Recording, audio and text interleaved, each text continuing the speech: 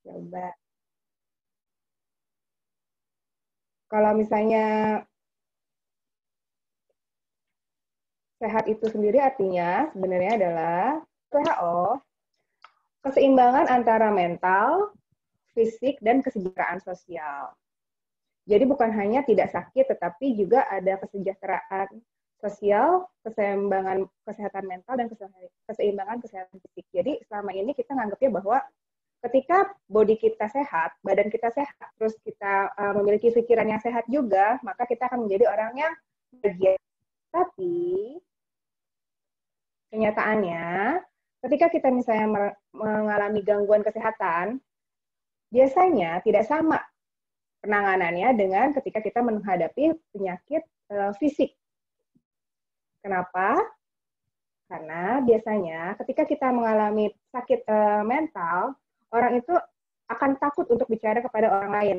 Karena biasanya akan ada rebutan spotlight. Ah, biasa aja, lu masih segitu aja. Parahan juga gue dibandingin yang lu rasain kayak gitu. Dan kalau misalnya ada orang sakit batuk aja, coba minum obat ini, coba minum obat itu gitu. Berbeda dengan ketika kita mengalami gangguan mental. Kayak gitu. Ini karena adanya stigma dan diskriminasi.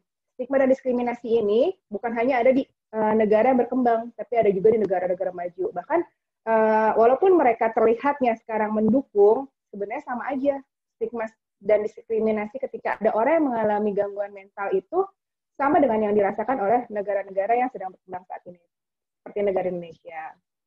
Karena menurut mereka, ketika ada orang yang mengalami gangguan mental, itu biasanya adalah orang itu kesurupan, lemah pikiran, makanya jangan kebanyakan bengong, kayak gitu. Atau kurang iman, banyak-banyak zikir, kurang sholat kali, gitu kan, atau kurang ke gereja. Padahal sebenarnya bisa jadi orang itu jauh lebih banyak beribadahnya.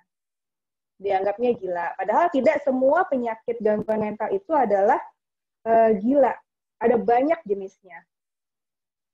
Hal-hal yang memalukan, kalau misalnya ada anggota keluarga yang terkena gangguan mental, malu. Jadinya nggak ada yang mau langsung berobat ke psikolog, ke psikiater, karena menurut mereka itu memalukan gitu. Jadi lebih baik menurut orang-orang itu ketika ada orang yang mengalami gangguan mental, dipasung aja. Kan malu-maluin ya, daripada kita ketahuan orang, lebih baik diumpetin aja di orangnya gitu. Padahal orang yang mengalami gangguan mental itu biasanya butuh pengobatan. Pengobatannya ada banyak sekali hal pengobatannya. Misalnya ke psikolog, bisa ke psikiater. Penyakitnya apa? Bisa juga cuma sebenarnya butuh hanya tempat curhat kayak gitu. Tapi ya itu tadi, ketika kita curhat, ketika masalahnya ada gangguan mental, biasanya orang lebih banyak ke, ya baru segitu, mendingan juga, parahan juga sakitnya gue, beratan juga kemarin patah hati gue tuh lebih parah, tahu ditinggalin sama kayak gimana, kayak gitu. Jadi sebenarnya, apa sih kesehatan mental itu? Kesehatan mental menurut WHO adalah lebih dari tidak adanya gangguan mental. Jadi merupakan kondisi yaitu kesejahteraan yang didasari oleh individu yang di dalamnya terdapat kemampuan-kemampuan untuk mengelola stres kehidupan yang wajar, bekerja secara produktif dan menghasilkan, serta berperan serta di komunitasnya. Nah, ciri-cirinya adalah tadi yang di spotlight, bisa menghadapi stres yang wajar. Stres itu misalnya ban motor pecah di jalan, sedangkan dia ada rapat penting. Gimana caranya? Nggak usah yang gimana-gimana, hubungin dulu bosnya. Dia bisa untuk mengatasi itu. Oh iya, saya harus hubungin dulu atasan saya. Apakah ada yang bisa handle dulu sampai saya bisa betulin motor saya, atau motornya taruh di bengkel, dia naik Grab, kayak gitu. Seseorang memiliki kemampuan fleksibilitas. Nah, biasanya ada orang-orang yang katanya tuh dia sehat-sehat aja gitu, tapi ternyata dia tuh kaku. Dia nggak bisa untuk misalnya dipindahkan tiba-tiba, dia ngerasa kayaknya nggak cocok, saya kalau nggak cocok di tempat ini, saya mendingan nggak usah kerja di tempat ini, karena dia biasanya tidak memiliki fleksibilitas yang tinggi gitu. Misalnya teman kantornya berubah, timnya diubah, akhirnya dia bekerja jadi males-malesan kayak gitu. Padahal kalau misalnya orang dengan kemampuan fleksibilitas yang baik, ketika dia ditaruh di mana aja, kemampuan adaptasinya bagus, maka dia tetap bisa berkembang. produktif. Dia itu memiliki perasaan tentang keseimbangan hidup, bahagia, kepuasan, dan semangat. Punya kepercayaan diri, penilaian dirinya yang baik pada dirinya sendiri, punya perhatian kepada minat dan bakat dirinya, punya kemampuan untuk merealisasikan diri. Bergabung dengan komunitas-komunitas yang berguna bagi masyarakat. Seperti saat ini kan kita ada HASA yang menaungi kita bersama-sama, yang ikut serta dalam kegiatan, banyak kegiatan. Ada hari ini ada yang bersepeda, ya tadi saya lihat ada yang banyak kegiatan olahraga, juga kegiatan-kegiatan untuk lingkungan masyarakat sekitar. Nah, kita ini manusia adalah makhluk yang paling istimewa. Kenapa? Karena kita itu unik. Nah, uniknya ini mempengaruhi kondisi mental. Kondisi mental yang sehat pada setiap individu tidak bisa sama rata. Bisa karena semuanya itu merupakan suatu kondisi yang bersifatnya kontinum. Dipengaruhi oleh budaya, jenis kelamin, usia, profesi, kondisi fisik. Jadi kita nggak bisa kalau misalnya ada orang yang curhat, masa sih gitu doang nggak bisa dilaluin, harusnya kamu kuat. Karena apa? Budayanya gimana? Mungkin ya dari budaya yang lain, profesinya lain, pendidikan dia selama ini di rumah bagaimana, usianya anak muda mungkin bisa menghadapi hal yang seperti ini, sedangkan orang dewasa awal bagaimana, orang dewasa remaja bagaimana, anak-anak bagaimana. Jadi kita tidak bisa menyamaratakan, harusnya kalau misalnya ada masalah kayak gini bisa dong dilaluin. Tidak bisa seperti itu. Karena ketika kita berbicara mengenai masalah kesehatan mental, kita bisa saja ada di rasa sakit, tapi bisa saja ada di rasa sehat. Atau bisa juga kita ada di tengah-tengahnya. Kita nggak ngerasa sakit, kita nggak ngerasa sehat. Kita ada di posisi tengah-tengah. Atau bisa jadi kita ada di posisi mendekati sakit. Kayaknya agak ada yang dirasa, tapi saya masih belum tahu ini apa. Gitu. Seperti itu. Bisa juga dia ngerasa, saya nggak apa-apa kok sebenarnya dengan masalah-masalah yang ada belakangan ini. Saya masih sanggup kok untuk menjalaninya. Padahal sebenarnya dia baru ditinggal orang tuanya, pekerjaannya lagi banyak-banyaknya. Bisa jadi dia merasa bahwa nggak apa-apa kok saya bisa sanggup menghadapi ini semua. Gitu. Berubah setiap waktu. Berubah setiap waktu, check over time itu dari anak bayi yang hanya bisa nangis, bisa berjalan, bisa berbicara, bisa berlari, sampai akhirnya pendidikan sekolah, sampai akhirnya bekerja, menikah, sampai akhirnya jadi kakek nenek dan berpulang kembali. Nah, ini yang akhirnya mempengaruhi dengan quarter life crisis itu. Tugas perkembangan dewasa awal. Karena biasanya yang bermasalah dengan quarter life crisis itu adalah yang di usia 20 sampai 30 tahunan, 18 sampai 30 tahunan itu masuk dalam psikologi, itu masuk ke dalam dewasa awal. Masalahnya apa? Karena dia menerima tanggung jawab sebagai warga negara. Di sini menerima KTP, menerima SIM, diizinkan untuk memilih misalnya ketua RW, ya, presiden, kayak gitu. Nah, bagi mereka-mereka yang belum siap biasanya, makanya kemarin itu sempat ramai yang harusnya milih sini, salah, harusnya milih ini. Padahal pilihan itu bisa jadi sama-sama aja baik gitu, atau sama-sama aja buruk gitu. Tapi kan kita ada yang menerimanya dengan bijak, ada yang tidak. Karena ini adalah tanggung jawab pertama buat sebagai anak-anak, dari anak-anak, remaja menjadi orang dewasa yang memikul tanggung jawab untuk sebagai warga negara. Menemukan kelompok sosial yang sesuai. Dia mencari kegemaran-kegemaran apa yang bisa dia lakukan, misalnya ikut klub bola, ikut klub sepeda, atau ikut klub bulu tangkis, apa yang bisa menurut dia, ini nih, kalau misalnya saya gabung sama mereka, saya ngerasa ini saya banget. Gitu. Mulai bekerja, bisa jadi ketika masih SMA, bisa jadi dia sudah bekerja, tapi bekerja ketika sudah berusia 18 tahun hingga 30 tahun, itu kan berarti pertama kalinya dia mendapatkan gaji untuk, coba nih, uang segaji segini cukup nggak untuk hidup sebulan gitu. Dicoba untuk misalnya, oh ya dia beli ini, butuh, oh ternyata kalau butuh beli makan tuh segini ya, selama ini saya dapat kiriman aja dari orang tua. Ternyata kalau misalnya segini harus disisain segini untuk nanti kalau misalnya ada uang kosan, ada uang segala macam. Memilih pasangan. Tadinya mungkin udah punya, saya deket nih sama si A, deket sama si B, tapi ketika di usia dewasa awal ini kan sudah mulai berpikir bahwa, oh ya saya mau jenjang pernikahan, kayak gitu.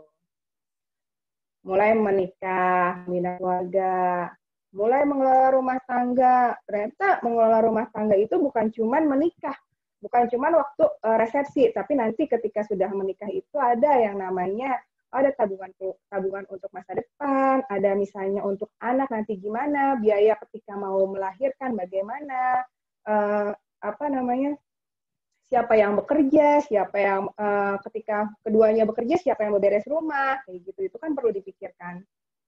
Mengasuh anak, tugas siapa mengasuh anak? Tugas kedua orang tua, bukan hanya tugas ibunya saja. Berarti ketika mengasuh anak, kalau misalnya seandainya keduanya bekerja, berarti anak sama siapa? Apakah ada yang mengasuh atau oleh siapa? Kayak gitu. Itu kan perlu dipikirkan. Nah, itu tugas-tugas perkembangan dewasa awal yang akhirnya menjadi kunci masalah dari quarter life crisis. Kita berkenalan dengan quarter life crisis. Nah, pada awalnya, quarter life crisis ini atau krisis seperempat abad ini, dia diperkenalkan oleh seorang wartawan. Jadi dia itu, mereka berpikir awalnya adalah hanya untuk sebagai mode atau fenomena-fenomena. Padahal sebenarnya memang dirasakan bahwa ketika ada orang yang keluar dari satu zona ke zona lainnya, pasti dia akan merasakan krisis gitu kan. Dia dari zona nyaman sekolah, dari zona universitas menuju ke dunia nyata atau yang disebut dengan dunia kerja. Jadi di sini dia bertanggung jawab penuh terhadap hidupnya. Bahkan ada yang akhirnya bertanggung jawab penuh kepada keluarganya, dengan adik-adiknya, kepada orang tuanya, karena dianggap sudah bisa bekerja, berarti dia bertanggung jawab untuk keluarganya. Nah, di dewasa awal pada usia 18 sampai 30 tahun. Biasanya dimulai bila ada masalah orang dewasa yang pertama kali muncul. Jadi misalnya tadinya hidupnya tuh enak-enak aja, dapat kiriman dari orang tua, nggak ada masalah. Terus tiba-tiba, oh saya harus berfokus pada uang segini, saya cukupin. Atau saya ini dapat kerjaan nih, tapi kerjaannya saya harus ngikutin atasan. Saya nggak suka atasan saya itu kerjaannya begini, padahal dia idealis, maunya itu Indonesia harusnya dari begini, begini, begini. Masa sih tidak sesuai dengan yang diajarkan di sekolah, padahal harusnya di perusahaan itu harusnya lebih baik. Ada juga yang misalnya, saya mendingan kuliah lagi, atau saya bekerja ya, atau saya kuliah sambil bekerja ya, kayak gitu-gitu. Itu masalah-masalah yang biasanya dihadapi oleh quarter life crisis. Dewasa awal. Nah, kenapa sih menurut generasi-generasi sebelumnya itu mereka, orang-orang tua kita ketika berusia 18 sampai 30 tahun itu menganggap bahwa ketika menghadapi dewasa awal, mereka itu dalam waktu yang terbaik. Jadi mereka itu lagi seneng-senengnya karena biasanya keadaannya sehat. Kalau sekarang menurut orang tua kita, aduh, kamu tuh kalau jalan sedikit aja kaki tuh udah pegel. Kamu tuh enak kalau masih 18 tahun itu mau lari, mau apa jungkir balik, badan tuh masih seger gitu. Bisa dirasain mungkin ya kalau 18-30 tuh pinggang itu masih jauh dari salon pas gitu ya. Kalau sekarang tuh kan udah deket-deket sama kantor pen, kalau udah usia 30 tahun ke atas tuh deket-deket kantor pen, salon pas gitu ya. Udah ada bau-bau minyak-minyak angin kayak gitu. Pinggang masih bagus ya, belum apa perut-perutnya belum ada yang buncit, keadaannya masih sehat, rambutnya masih hitam, masih bagus, bisa diwarna-warnain, belum ada kerontokan kayak gitu. Memiliki tanggung jawab yang minimal. Jadi menurut orang tua zaman dulu, ketika mereka berusia 18 tahun itu, tanggung jawabnya mereka itu hanya untuk diri mereka sendiri, belum untuk misalnya keluarga. Mungkin di zaman dulu, sandwich generation itu belum ada. Mungkin baru-baru sekarang. Walaupun ada, nggak seberat sekarang bebannya. Mampu mengeksplorasi peluang. Karena masih muda, jadi bisa temenan, ketemu sama teman A, ketemu sama teman B, kelompok A, kelompok B. Saya ikutan hari Sabtu, saya kumpul sama anak futsal. Hari Minggu pagi saya kumpul sama anak sepeda. Hari Minggu malam saya kumpul sama anak bulu tangkis. Nah, di situ bisa ketemu tuh, habis itu ngobrol-ngobrol. Oh iya, ntar kita bikin bisnis bareng, bikin bisnis ini, bikin bisnis itu, gitu kan. Dia mengeksplorasi peluang-peluangnya. Atau mungkin dia bekerja, tadinya nyobain, saya udah kerja di pagi hari, sorenya misalnya karena ngerasa masih sehat, sorenya saya masih bisa jualan di sini, atau misalnya sambil kerja sambil jualan online gitu. Memiliki banyak peluang baik dalam kehidupan profesional maupun pribadi. Jadi misalnya kalau misalnya kita ngelihat sekarang kan, kalau misalnya dibutuhkan karyawan di usia di bawah 30 tahun kayak gitu, itu kan masih bisa untuk dia lompat-lompat gitu kan, kerjanya pindah-pindah. Bisa juga misalnya pribadi itu misalnya dari satu hati ke hati yang lainnya, juga seperti itu. Nah, pada kenyataannya setiap fase kehidupan manusia itu memiliki life crisis. Seperti anak-anak, ketika usia sudah 2 tahun sampai 3 tahun dia belum mengeluarkan kata-kata, berarti dia krisis untuk berbicara. Berarti harus mulai ada pelatihan berbicara seperti itu. Nah, ketika kita di usia 18 sampai 30 tahun dianggapnya sebagai orang yang paling bahagia, yang paling harusnya yang paling senang-senang, ternyata kan kita bisa aja ada yang ngerasa, apalagi zaman sekarang gitu, ngerasa kayaknya kok orang-orang udah nyampe ke tahap ini, saya masih di tahap ini ya, kayak gitu. Itu kan bisa jadi adalah perasaan-perasaan yang dirasakan oleh anak-anak usia 18-30 tahun. Menurut Robin dan Wilner, mereka yang mengalami quarter life crisis ini biasanya terjebak di lingkuran setan. Kenapa? Karena mereka merasa tidak bahagia, cemas, depresi, tapi nggak bisa untuk berbicara kepada siapapun karena menurut mereka nggak ada alasan untuk berjuang gitu. Harusnya kan saya senang-senang, karena kan menurut mereka tadi orang-orang tua kita bilang di usia kamu ini jangan kebanyakan mikir deh, mending kamu senang-senang dulu, bahagia gitu kan. Padahal kenyataannya mereka itu lagi merasa susah gitu. Saya mau apa, saya mau bagaimana, kayak gitu. Akibatnya baik mereka sendiri atau orang lain dalam hidup mereka ngerasa bahwa itu bukan masalah gitu. Mereka nggak nyadar kalau misalnya perasaan bunda, perasaan gelisah yang mereka rasakan itu adalah pengalaman-pengalamannya normal. Sebenarnya nggak apa-apa kok ngerasa nggak apa-apa, saya lagi sakit nih, kayaknya saya lagi ngerasa kok ada nggak nyaman ya, kenapa ya kalau saya ngobrol sama si ini setiap kali dia ngebanggain tentang pencapaian-pencapaian yang dia lakukan, kok saya ngerasanya ada sakit ya, kenapa ya gitu. Bisa jadi antara mungkin merasa tertinggal, bisa jadi karena merasa harga dirinya dipermalukan kayak gitu. Gak apa-apa ketika ternyata harapan kita itu nggak sesuai sama kenyataan gitu kan. Yang biasanya kita harapannya kalau lagi liburan pinginnya istirahat, santai-santai, kenyataan cuciannya banyak ya. Belum lagi setrikaan, belum lagi ternyata harus beli air, harus beli galon gitu-gitu ya. Patah hati, katanya kalau misalnya di usia segini kita tuh bisa dapet siapa aja yang bisa kita pilih gitu. Ternyata kan pada kenyataannya nggak kayak gitu. Kita akan mengalami yang namanya bisa jadi patah hati, bisa aja ternyata kok udah sampai usia segini saya masih belum mendapatkan pasangan. Tidak sesuai target, ada target-target yang harusnya saya di usia segini itu sudah lulus kuliah, ternyata ada masalah. Ternyata waktu misalnya bikin skripsi masalahnya apa, atau misalnya ada masalah biaya, akhirnya harus tertunda dulu beberapa tahun, kayak gitu.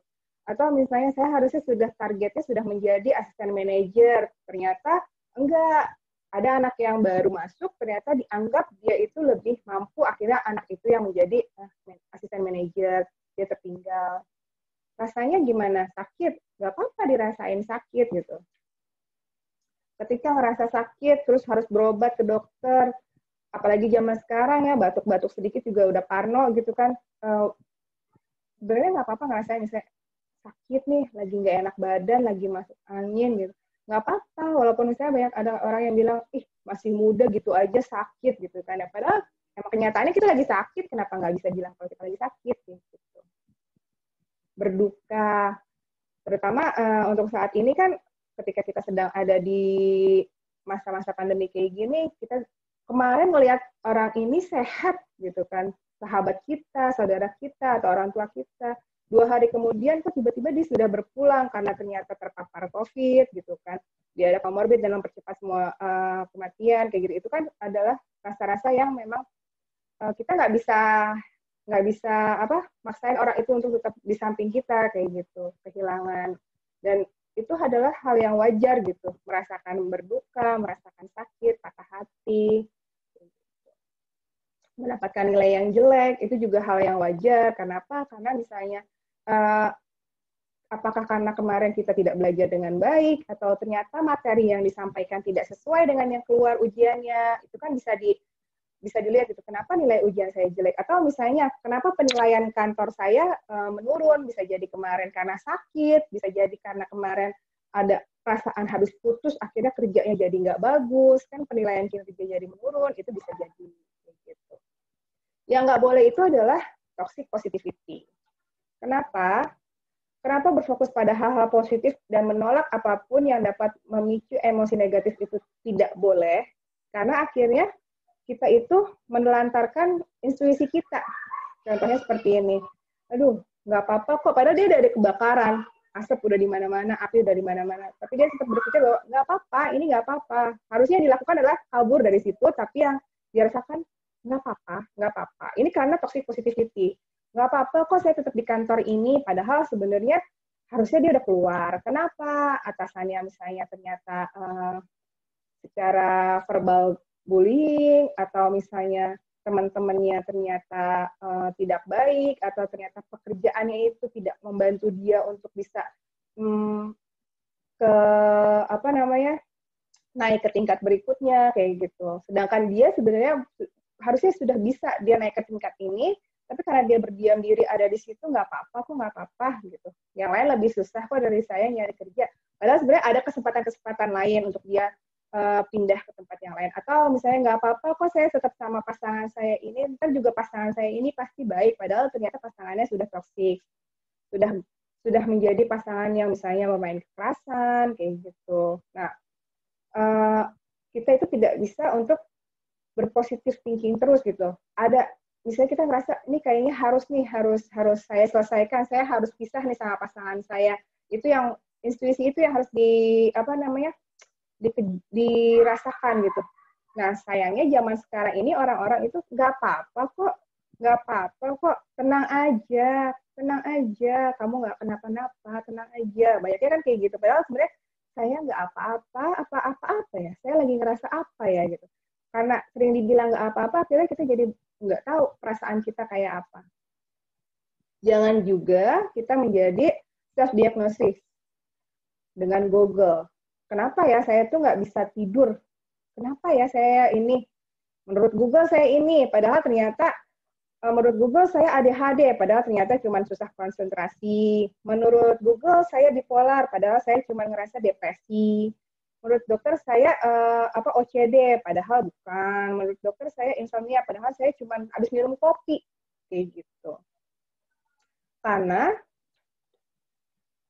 biasanya ketika kita merasakan tidak baik-baik saja, lebih baik tidak baik-baik saja ya kayak gimana sih, kayaknya udah nggak bisa nih, nggak bisa fokus sama kerjaan, saya udah nggak bisa ngerasa kok bedain lagi mana yang baik, mana yang buruk, saya udah nggak bisa, saya nangis-nangis terus, padahal sebenarnya masalahnya kecil kayak gitu.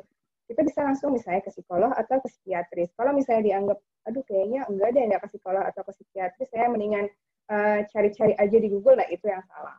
Kenapa harus ke psikolog atau psikiatris? Karena kita itu biasanya kenapa orang ini sakit, sakitnya apa? Kita ada buku-bukunya yang menjadi pedoman-pedoman kita. Gitu. Penelitian yang berkaitan dengan quarter life crisis di sini menunjukkan bahwa menurut penelitian yang dilakukan oleh perusahaan telepon seluler Vodafone, 73% orang yang berusia 26 sampai 30 tahun menghadapi quarter life crisis. Lalu menurut konsultan hubungan masyarakat London, Bedwex Communication, mereka mengklaim 2 dari 3 orang berusia 25 tahun menghadapi quarter life crisis. Menurut The Guardian, quarter life crisis ini mempengaruhi 86% milenial. Mereka merasa terhambat oleh rasa tidak aman, kekecewaan, kesepian, dan depresi. Kadang-kadang di usia-usia 25 tahun ini, kita itu ngerasa punya banyak teman. Padahal aslinya kadang banyak orang yang ngerasa, saya banyak teman, tapi ternyata kok kayaknya sepi ya. Teman-teman yang ada di sekitar saya itu cuman tidak merangkul secara hati gitu. Hanya ada di sekitar aja gitu, tapi tidak membuat kesepian saya berkurang gitu. Saya tidak merasa intimate dengan teman-teman saya ini. Kenapa ya gitu? Karena ternyata oh temenan cuma buat konten kayak gitu. Kan itu banyak untuk zaman-zaman saat ini. Penyebabnya, nah, biasanya kan ya ini kredit dari buku Quarter Life Crisis Gerhana Nurhayati Putri. Saya mau kerja kantoran atau freelance ya. Saya mau S2 atau kuliahnya sampai di sini aja ya. Saya mau gaji yang gede atau menurut passion ya, gitu. Jodoh saya mana ya, kayak gitu. Nah, biasanya penyebabnya ini adalah menjalani hidup mandiri untuk pertama kalinya. Ternyata menjalani hubungan romantis yang serius untuk pertama kalinya juga menjadi masalah. Kenapa? Karena ada beberapa orang yang terbiasa untuk hidup tidak terkekang oleh orang lain, sehingga ketika dia punya pasangan yang serius, akhirnya dia ngerasa stres. Wah, pasangannya padahal sudah mau, ayo kamu mau tidak menikah dengan saya. Tapi dia stres, kenapa? Karena saya suka sama dia, saya siap sama dia, tapi kayaknya saya belum siap. Ditanya belum siapnya kenapa? Bisa jadi karena pengalaman-pengalaman masa lalu, dia melihat kayaknya menikah itu nggak perlu deh. Kenapa nggak perlu? Karena saya ngelihat dulu orang tua saya menikah bercerai kayak gitu. Itu kan ada masalah-masalah yang berhubungan dengan masa lalunya. Mengalami putus cinta setelah menjalani hubungan yang serius sekian lama, itu juga bisa menjadi penyebab dari quarter life crisis. Membuat keputusan pribadi atau profesional. Nah, bila ada orang yang akhirnya dia misalnya menjabat suatu jabatan di usia muda, biasanya dia agak bingung gitu, kira-kira ketika ada pilihan seperti ini harus kayak gimana gitu. Merencanakan karir dan masa depan, dia bingung nanti masa depannya mau kayak apa, inikah sudah jalan saya, apakah saya yakin saya mau di bagian ini untuk selamanya, atau menurut saya lebih baik pindah ke kantor yang lain atau pindah jenis pekerjaan yang lain gitu. Melihat teman sebayanya sudah mencapai impiannya lebih dulu. Padahal mungkin temannya itu bisa jadi lebih banyak tidak tidurnya, lebih banyak kerjanya, lebih kecil dulu gajinya, tapi dia terima aja pekerjaan itu, dia kerjain dengan persisten, sehingga akhirnya dia naik jabatan lebih dulu. Atau bisa jadi dia bisnisnya dia awalnya beberapa kali dia udah gagal. Kan kita kan kadang-kadang ada temen yang akhirnya portofolio sahamnya dia bagus, padahal kita nggak tahu yang hancur berapa kayak gitu kan. Merasa tidak puas dengan hidup mereka. Biasanya ya itu karena impian-impiannya itu nggak tercapai, akhirnya dia ngerasa nggak puas.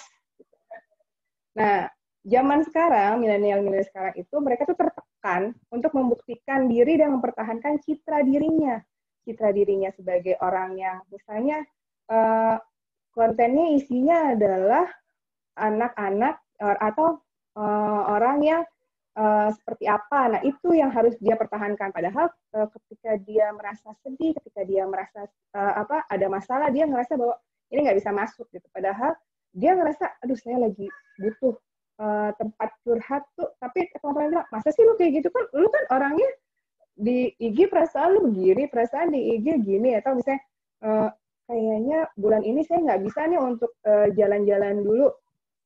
Tapi dia ngerasa bahwa nggak bisa, nanti kalau misalnya enggak, nanti ada yang bilang, kok tumben sih nggak jalan-jalan, kok tumben sih nggak belanja, nah, kayak gitu.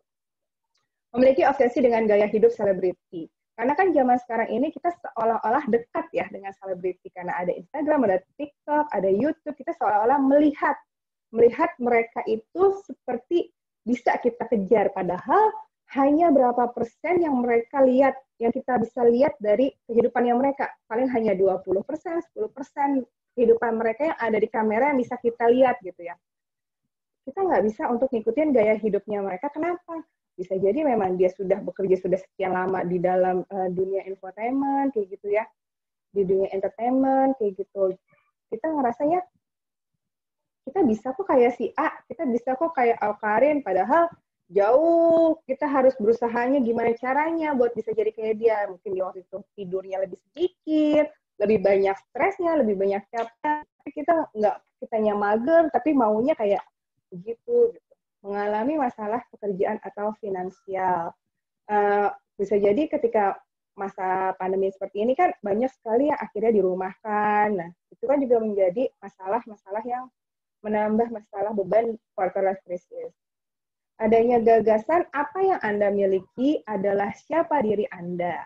Nah, ini ya, yang ini yang relate ya. Di usia 25 tahun, idealnya sudah punya tabungan 100 juta, cicilan rumah, punya kendaraan pribadi, gaji minimal 8 juta. Padahal tidak semua orang bisa sama ada di posisi seperti itu. Jadi sebenarnya masalahnya apa sih quarter life crisis untuk saat ini? Kenapa zaman dulu tidak ada masalah quarter life crisis? Karena zaman dulu itu beritanya belum segini banyak. Zaman dulu lebih banyak masalah adalah midlife crisis. Ketika orang 30 tahun sampai ke hampir ke 50 tahunan. Kenapa? Karena di situ mereka sudah mulai merasakan ada sakit, sudah mulai merasakan harus ada asuransi untuk masa tua, bagaimana ketika mereka pensiun, seperti itu. Nah, masalah-masalah anak-anak 18 sampai 30 tahun ke atas ini adalah ketika informasinya sudah berbeda dengan zaman dulu. Kita sudah melihat begitu dunia tuh untuk bisa melihat ujung dunia itu bisa melalui YouTube. Jadi kita tuh bisa melihat semua hal itu melalui layar, sehingga kita ngerasa kok ada yang begitu ya, kok ada yang begini, kok saya masih di sini ya, kok dia ada begitu ya gitu. Kita zaman dulu untuk bisa tahu teman kita sudah sampai karir apa kan mereka by phone, lewat surat kayak gitu ya. Sedangkan kalau zaman sekarang di LinkedIn sudah ada dia naik jabatan di email kita kayak gitu kan ya. Kok dia sudah di situ ya, kok saya masih di sini ya, kayak gitu-gitu. Padahal sebenarnya usia 25 tahun itu idealnya punya apa? Yang penting adalah kita punya kesehatan. Sebenarnya itu. Kalau kita sehat fisik, sehat mental, kita bisa mencapai apa tujuan-tujuan kita selanjutnya. Gitu.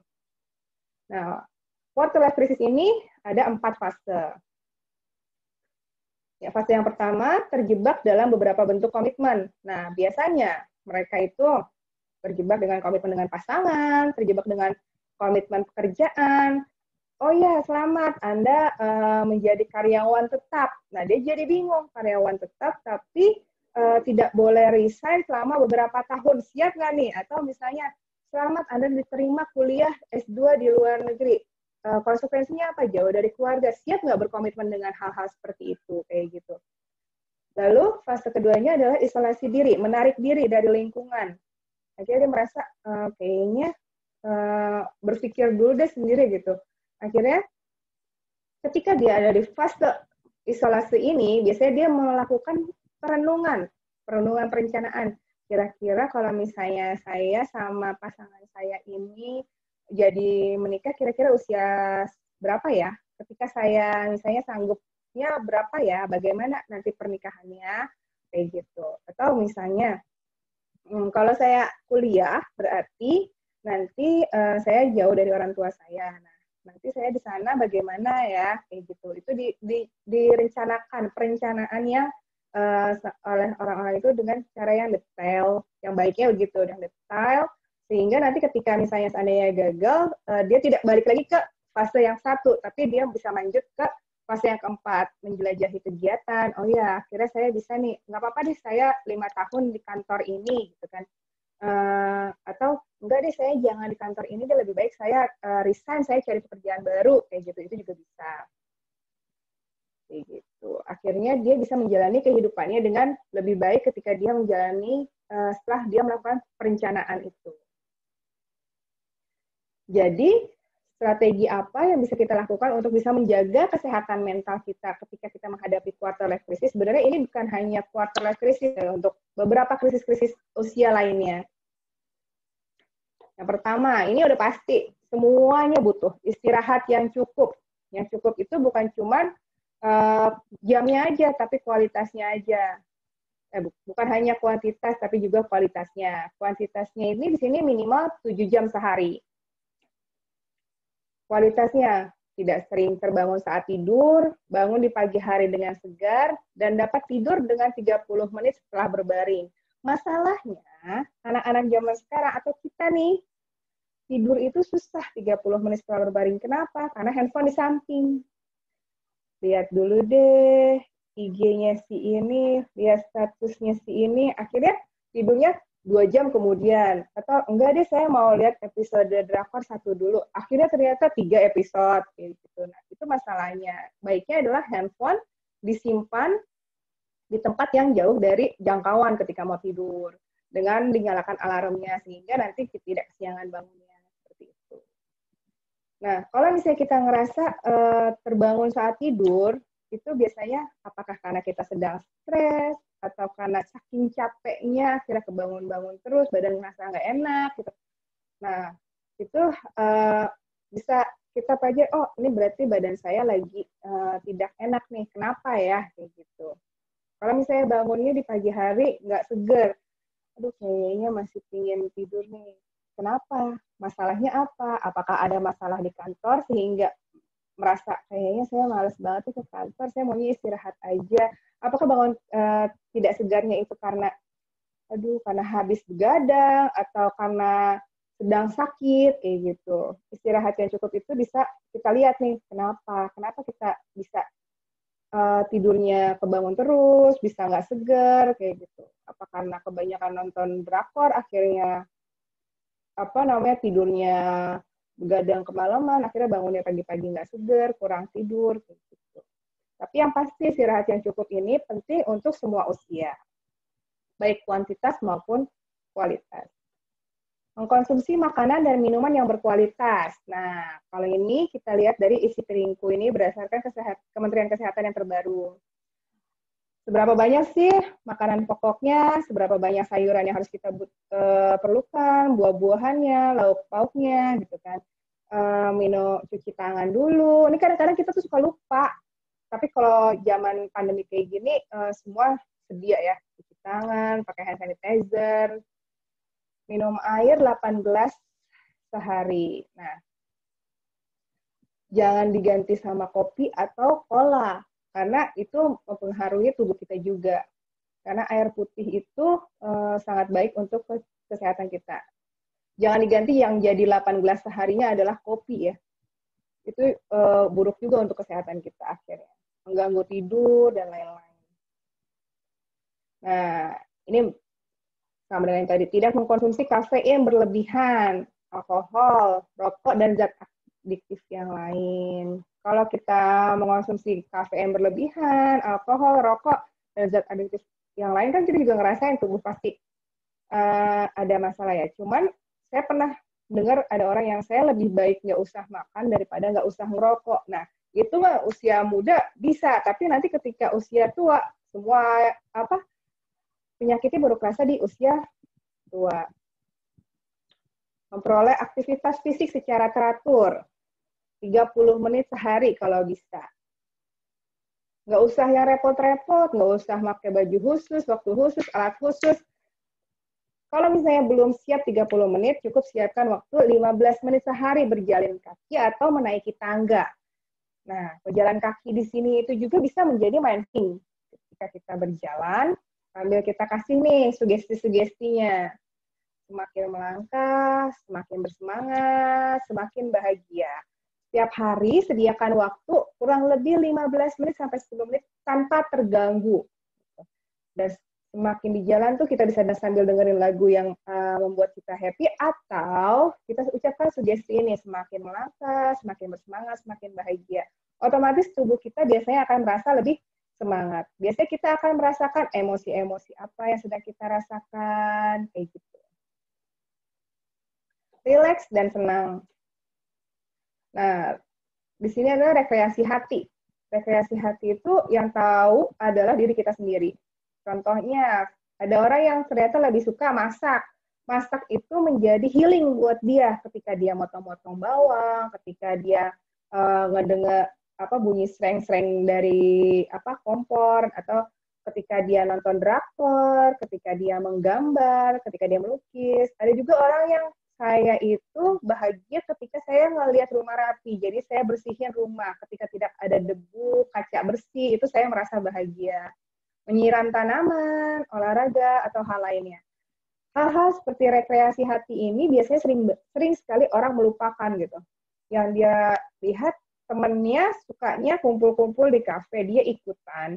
Temennya sukanya nonton di bioskop dia ikutan. Dia tidak tahu sebenarnya di hatinya itu sebenarnya apa yang buat dia bahagia. Sebenarnya simple. Ada yang suka, saya sebenarnya suka banget ngelihat ada air mancur, jadi dia suka tuh nyiram tanaman kayak gitu.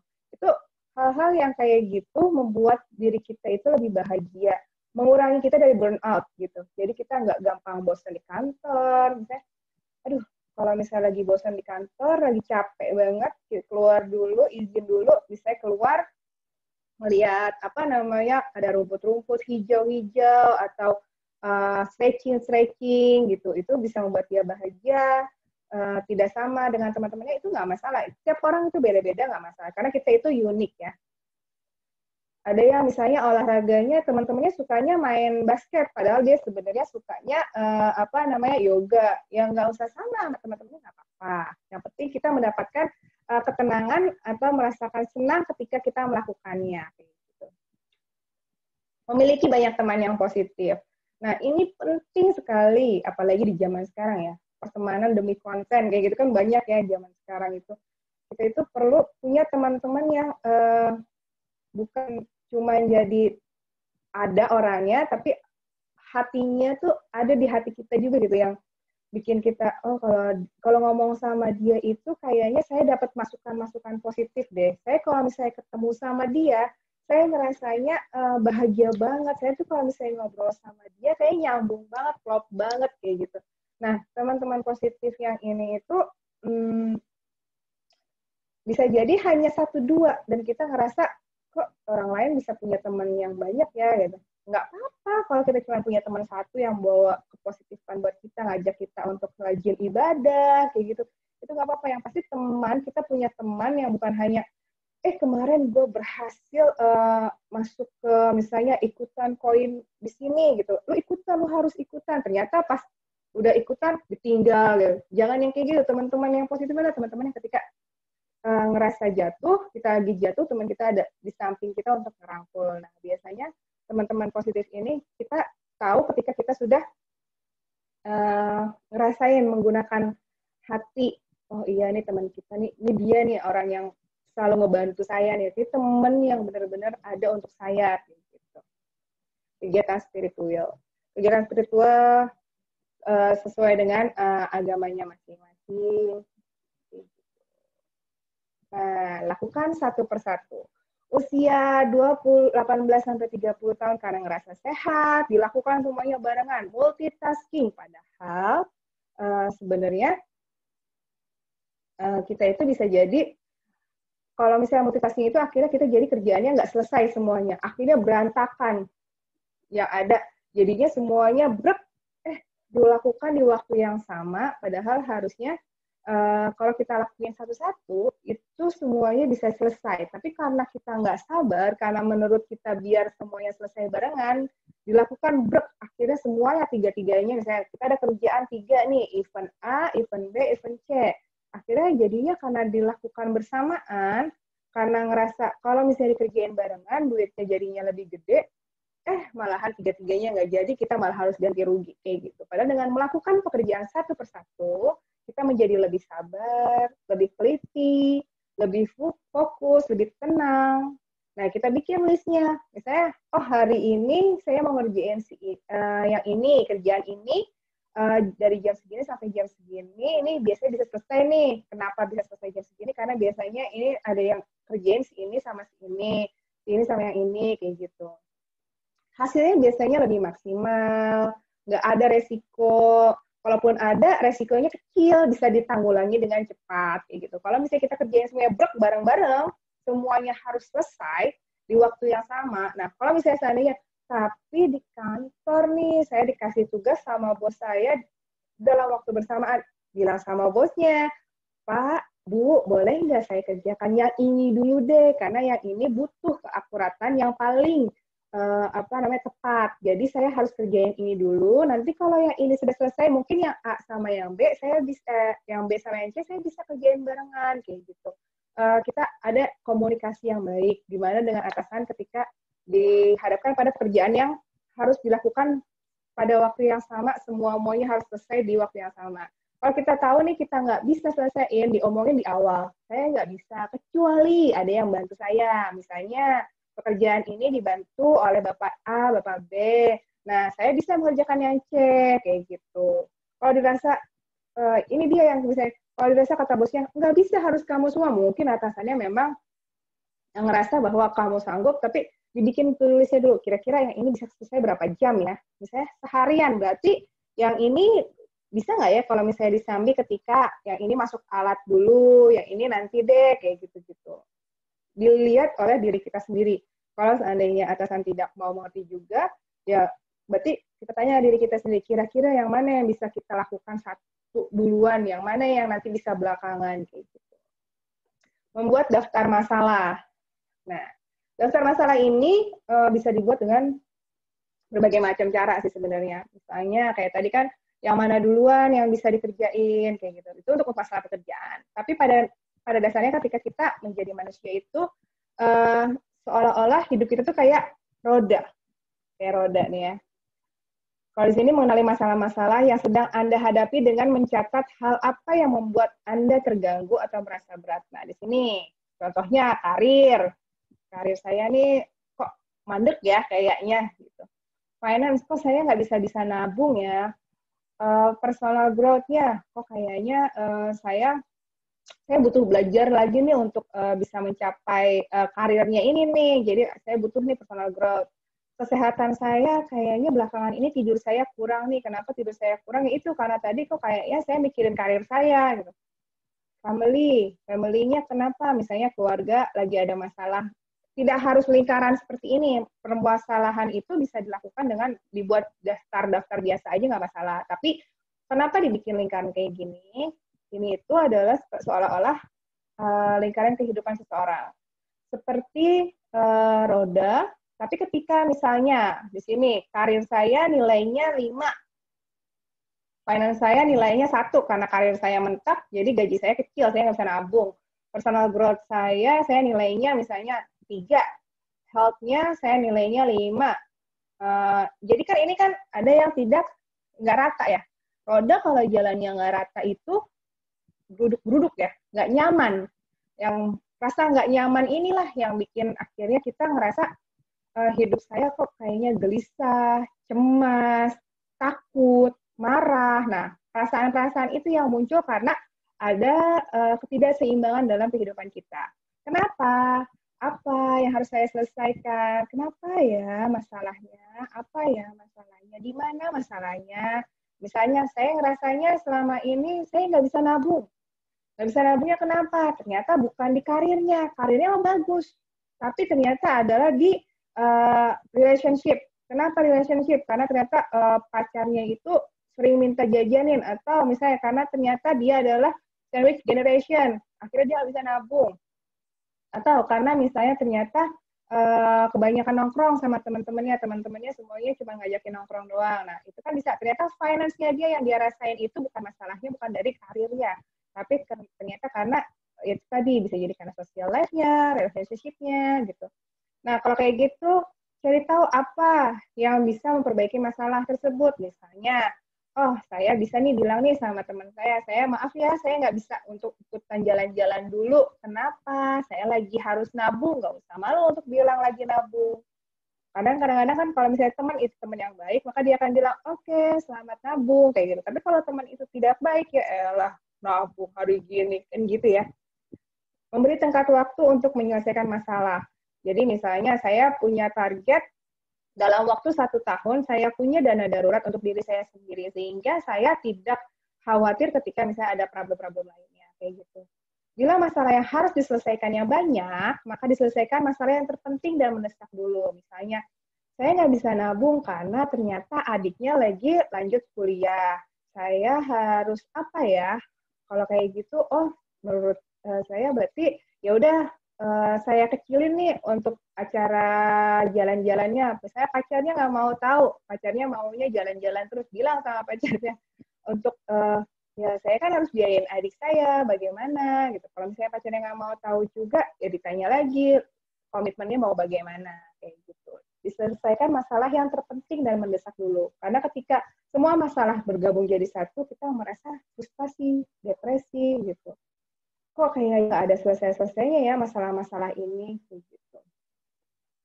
Mengenal emosi atau perasaan yang sedang dirasakan. Nah, ini menjadi masalah karena kadang-kadang kita itu ngerasanya marah, padahal sebenarnya yang dirasakan adalah sedih kayak gitu. Padahal nih ya, kalau kita tahu sebenarnya apa sih sebenarnya perasaan kita ini, emosi apa yang sedang kita rasakan, kita tahu, oh maksudnya tuh ini ya, oh maksudnya tuh ini, kayak misalnya takut. Takut di sini contohnya adalah untuk bersiap diri. Saya takut nih besok mau presentasi depan atasan saya, berarti saya harus mempersiapkan diri untuk membuat presentasi yang baik, yang akhirnya membuat atasan saya menyetujui misalnya proposal yang saya berikan. Kesepian, memperbaiki kualitas komunikasi. Saya ngerasa sepi deh. Saya punya teman, tapi ngerasanya kayak nggak punya teman. Saya punya pasangan, tapi ngerasanya saya nggak punya pasangan. Saya punya adik, tapi saya ngerasa saya nggak punya adik. Yang permasalahan ternyata adalah komunikasinya nggak bagus. Karena sebenarnya selama ini saudara-saudaranya mungkin mau hubungi, tapi karena kalau dihubungin yang ada marah-marah terus, akhirnya saudaranya nggak ada yang mau hubungin. Bosan mungkin dibutuhkan adalah kreatif, mencari tantangan, mencari kegiatan baru. Kerjaannya saya tidak bisa pindah kerjaan karena saya sudah ada tanda tangan kontrak, misalnya harus 5 tahun. Kalau saya misalnya keluar sekarang, maka saya nanti bisa kena denda. Berarti apa harus saya lakukan? Saya udah bosan banget sama kerjaan ini. Ya udah dicari kreatif, dicari tantangan baru. Apa yang harus saya lakukan? Misalnya ikut kegiatan-kegiatan lain atau misalnya berjualan kah atau misalnya membuat kegiatan atau produk apakah yang menurut dia bosan, tapi saya misalnya pagi tuh bangun, saya bisa nih bikin makanan dulu, ntar dijual di kantor, kayak gitu. Itu kan bisa menjadi kreatif. Marah-marah terus. Dia nggak tahu marah-marah kenapa. Ternyata masalahnya adalah karena dia ngerasa nggak adil nih atasannya sama dia. Kok temennya dapatnya kerjaannya lebih sedikit, nilainya lebih banyak, sedangkan saya kerjaannya banyak, nilainya lebih sedikit. Jadi dia ngerasa marah. Ngerasa bersalah. Bersalah di sini berarti tugasnya adalah memperbaiki diri, minta maaf, kayak gitu. Ada contoh dari salah satu film di sini. Kalau ada yang pernah nonton Inside Out,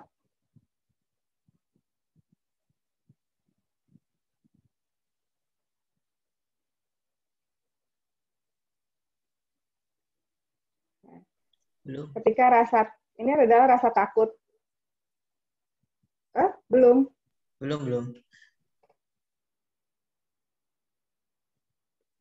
Nggak ada videonya, nggak keluar ya?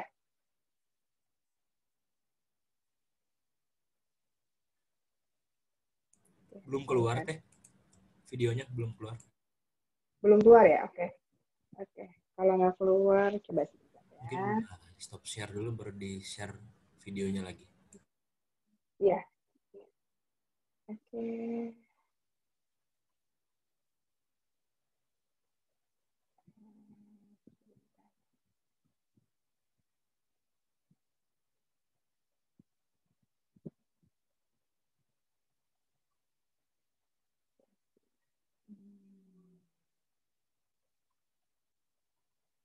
Sekarang keluar nggak? Video keluar nggak? Ya, keluar. Kalau nggak keluar, nggak apa-apa. Keluar. Tapi nggak ada suaranya ya? Iya, suaranya tidak. Oke.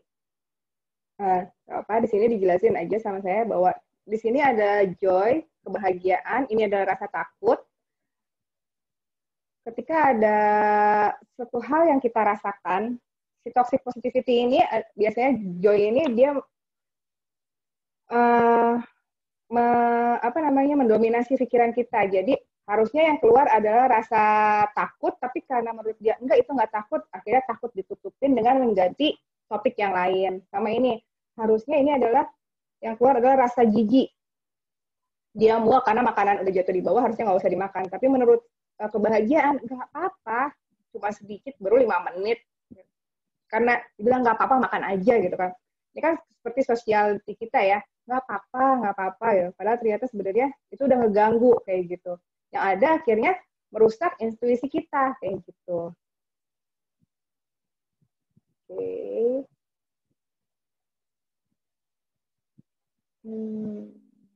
Kita lanjut.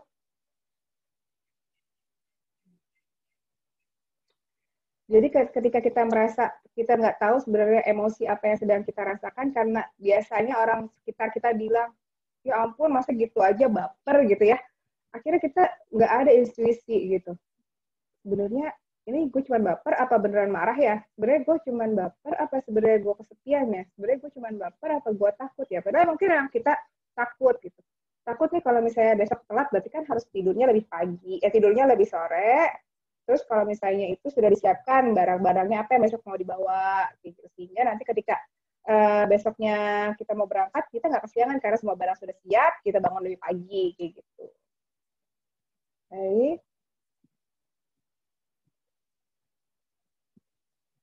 Oke. Sudah tahu emosinya apa, maka berikutnya adalah menyalurkan emosi. Ketika kita sudah tahu emosi apa yang membuat diri kita tidak nyaman, maka yang berikutnya adalah menyalurkan emosi kita dengan aman. Penting untuk aman karena tidak menyebabkan masalah untuk yang lainnya. Misalnya kita marahnya sama atasan, tapi di jalan kita marah-marahin semua orang. Akhirnya kita jadi bermasalah sama orang di jalan, berantem di jalan karena kita marah-marah sama orang di jalan. Padahal sebenarnya masalah kita adalah di kantor.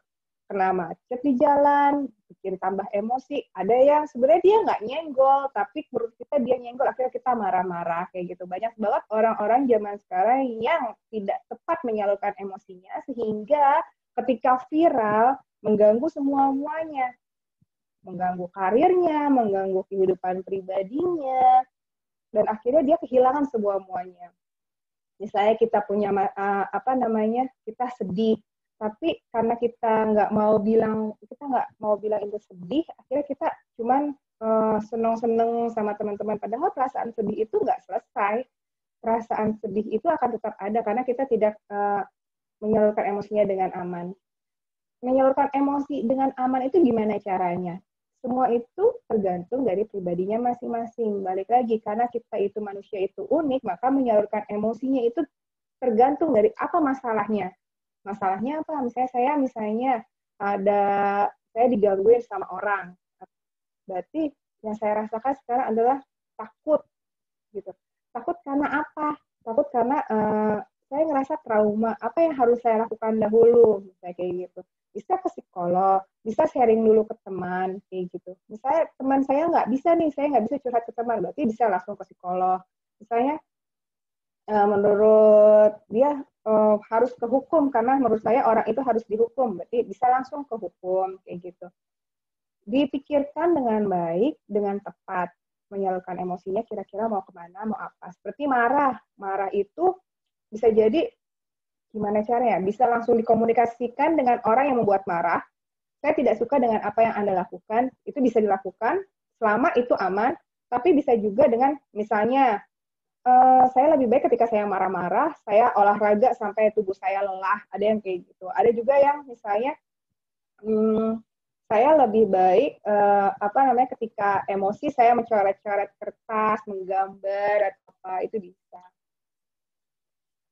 Nah, ini pun latihan diam ini bisa menjadi salah satu solusi ketika kita sedang menyalurkan emosi. Latihan diam ini bisa misalnya kita marah-marah nih, kita tuh pinginnya langsung ungkapin ke orang itu. Jangan sekarang orang-orang muda lebih baik ngomong, tapi ketika itu dia tidak sadar bahwa omongannya itu bisa merembet kemana-mana. Karena ketika marah, emosi, dia tidak menyanggah dengan hal yang baik, tidak dengan hal yang tepat, kemana-mana semuanya dianggap inilah saya sebel sama kamu, pantesan aja kamu tuh jadi orang yang begini, berberat gitu kan, merepet kemana-mana. Nah, latihan diam ini penting untuk ketika kita menyanggah orang atau mengkritik orang dengan penuh emosi, atau ketika misalnya kita melihat satu video yang tidak penting menurut kita, kan video itu sebenarnya nggak masalah, tapi kita komen dengan kata-kata yang kasar, kata-kata yang tidak baik, menjadi cyberbullying, itu juga tidak baik, karena nantinya kalau misalnya seandainya anak-anak muda ketika disamperin oleh yang membuat yang punya akun, dia diam kayak gitu kan. Latihan diam ini sangat penting untuk kita zaman sekarang. Apa-apa marah langsung disambet, masukin ke Twitter, tulisin di Instagram gitu.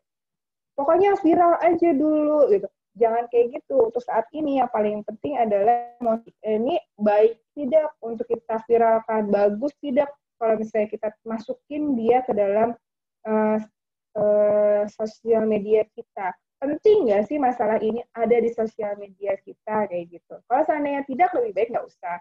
Kalau bisa diselesaikan tidak harus lewat sosial media, ditemui secara langsung itu lebih baik. Ketika kita ingin merespon satu hal tanpa berpikir, ngelihat suatu video, komen aja gitu. Padahal sebenarnya itu nggak baik.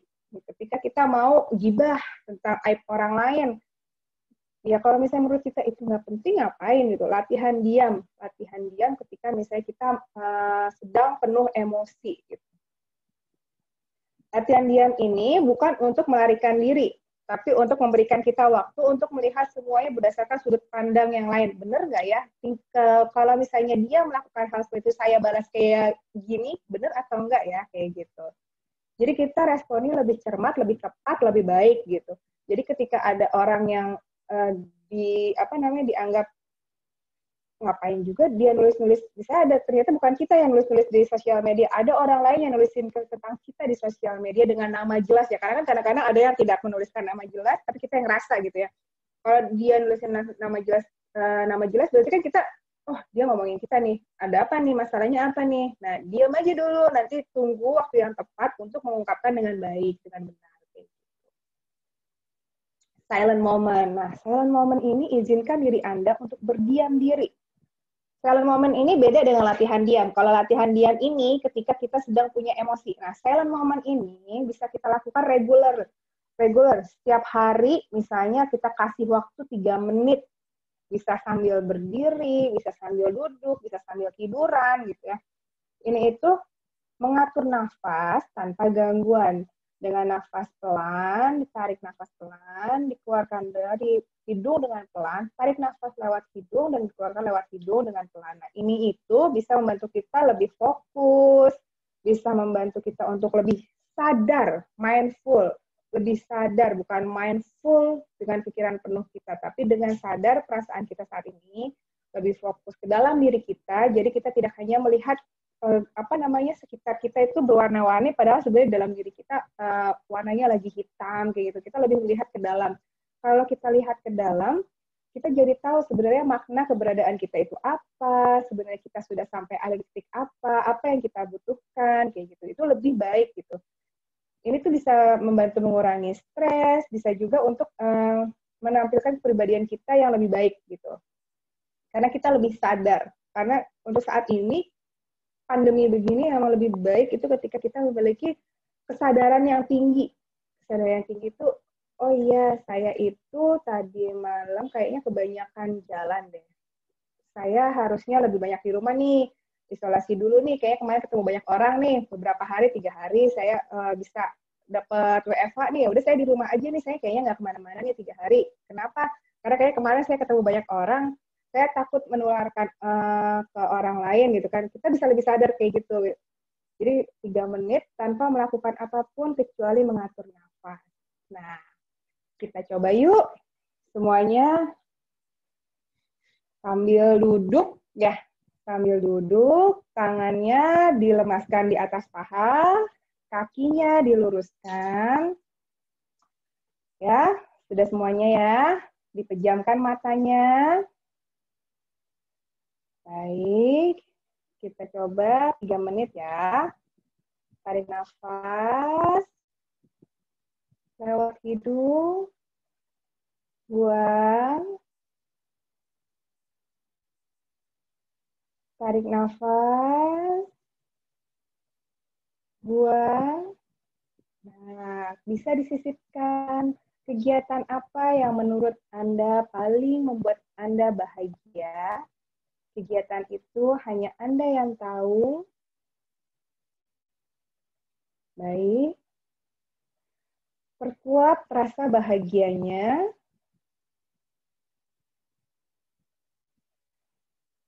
Perkuat lagi 10 kali.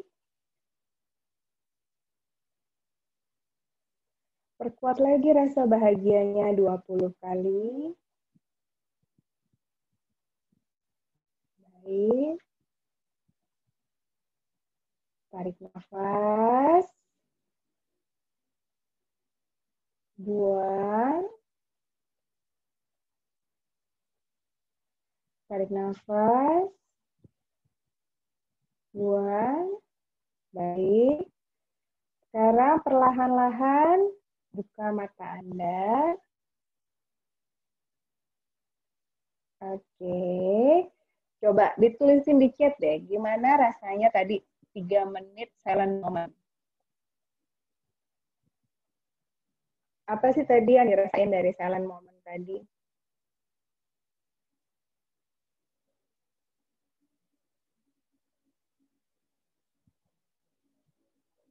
Lebih tenang dan rileks. Ya, lebih tenang dan rileks. Nah, itu yang diharapkan dari silent moment. Nah, diusahakan sebenarnya setiap hari 3 menit tanpa melakukan apapun kecuali mengatur nafas tanpa gangguan. Bisa dengan kondisi sedang meditasi, bisa ketika sedang duduk, ketika sedang berdiri, ketika sedang tidur.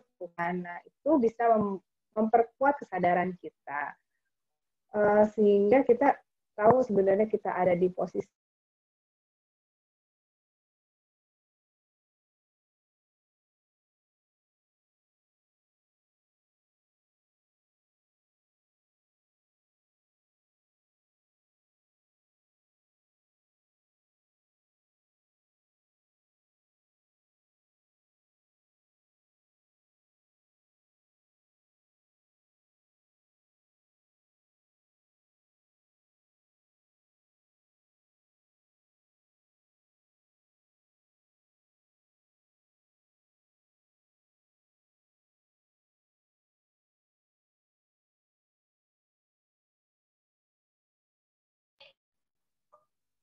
Halo?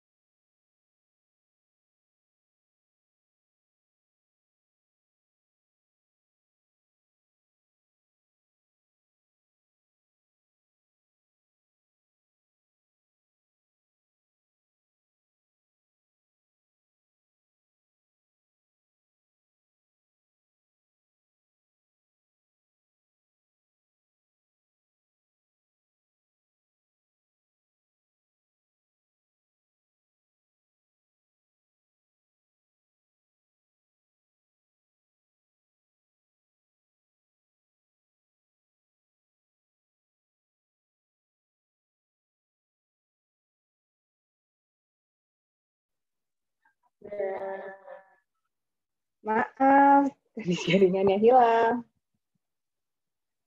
Oke. Oke, tadi kita tinggal di screen yang terakhir ya. Fandi lagi nggak bisa nih, Mas Fandi. Ya, Teteh. Nggak bisa sharing screen terakhir. Apa, Teteh? Host disable participant screen sharing. Saya lagi nggak bisa screen sharing. Yang Oh, terakhir. gitu. Oke, yang terakhir adalah minta bantuan kepada profesional. Profesional di sini bisa jadi yang terakhir sebelum terima kasih.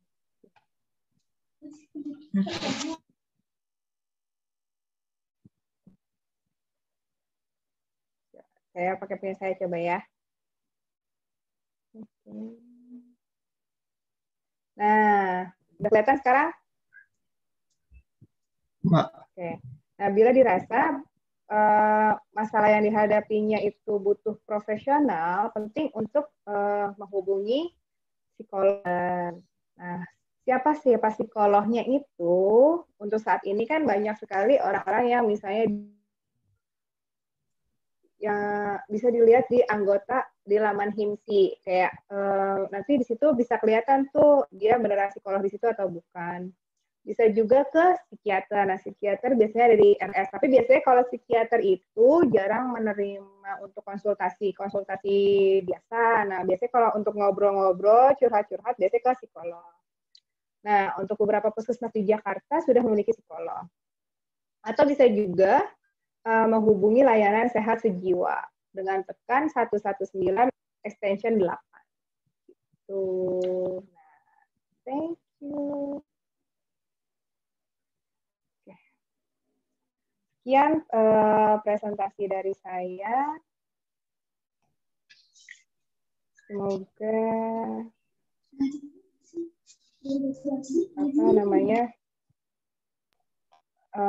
bermanfaat buat teman-teman semua.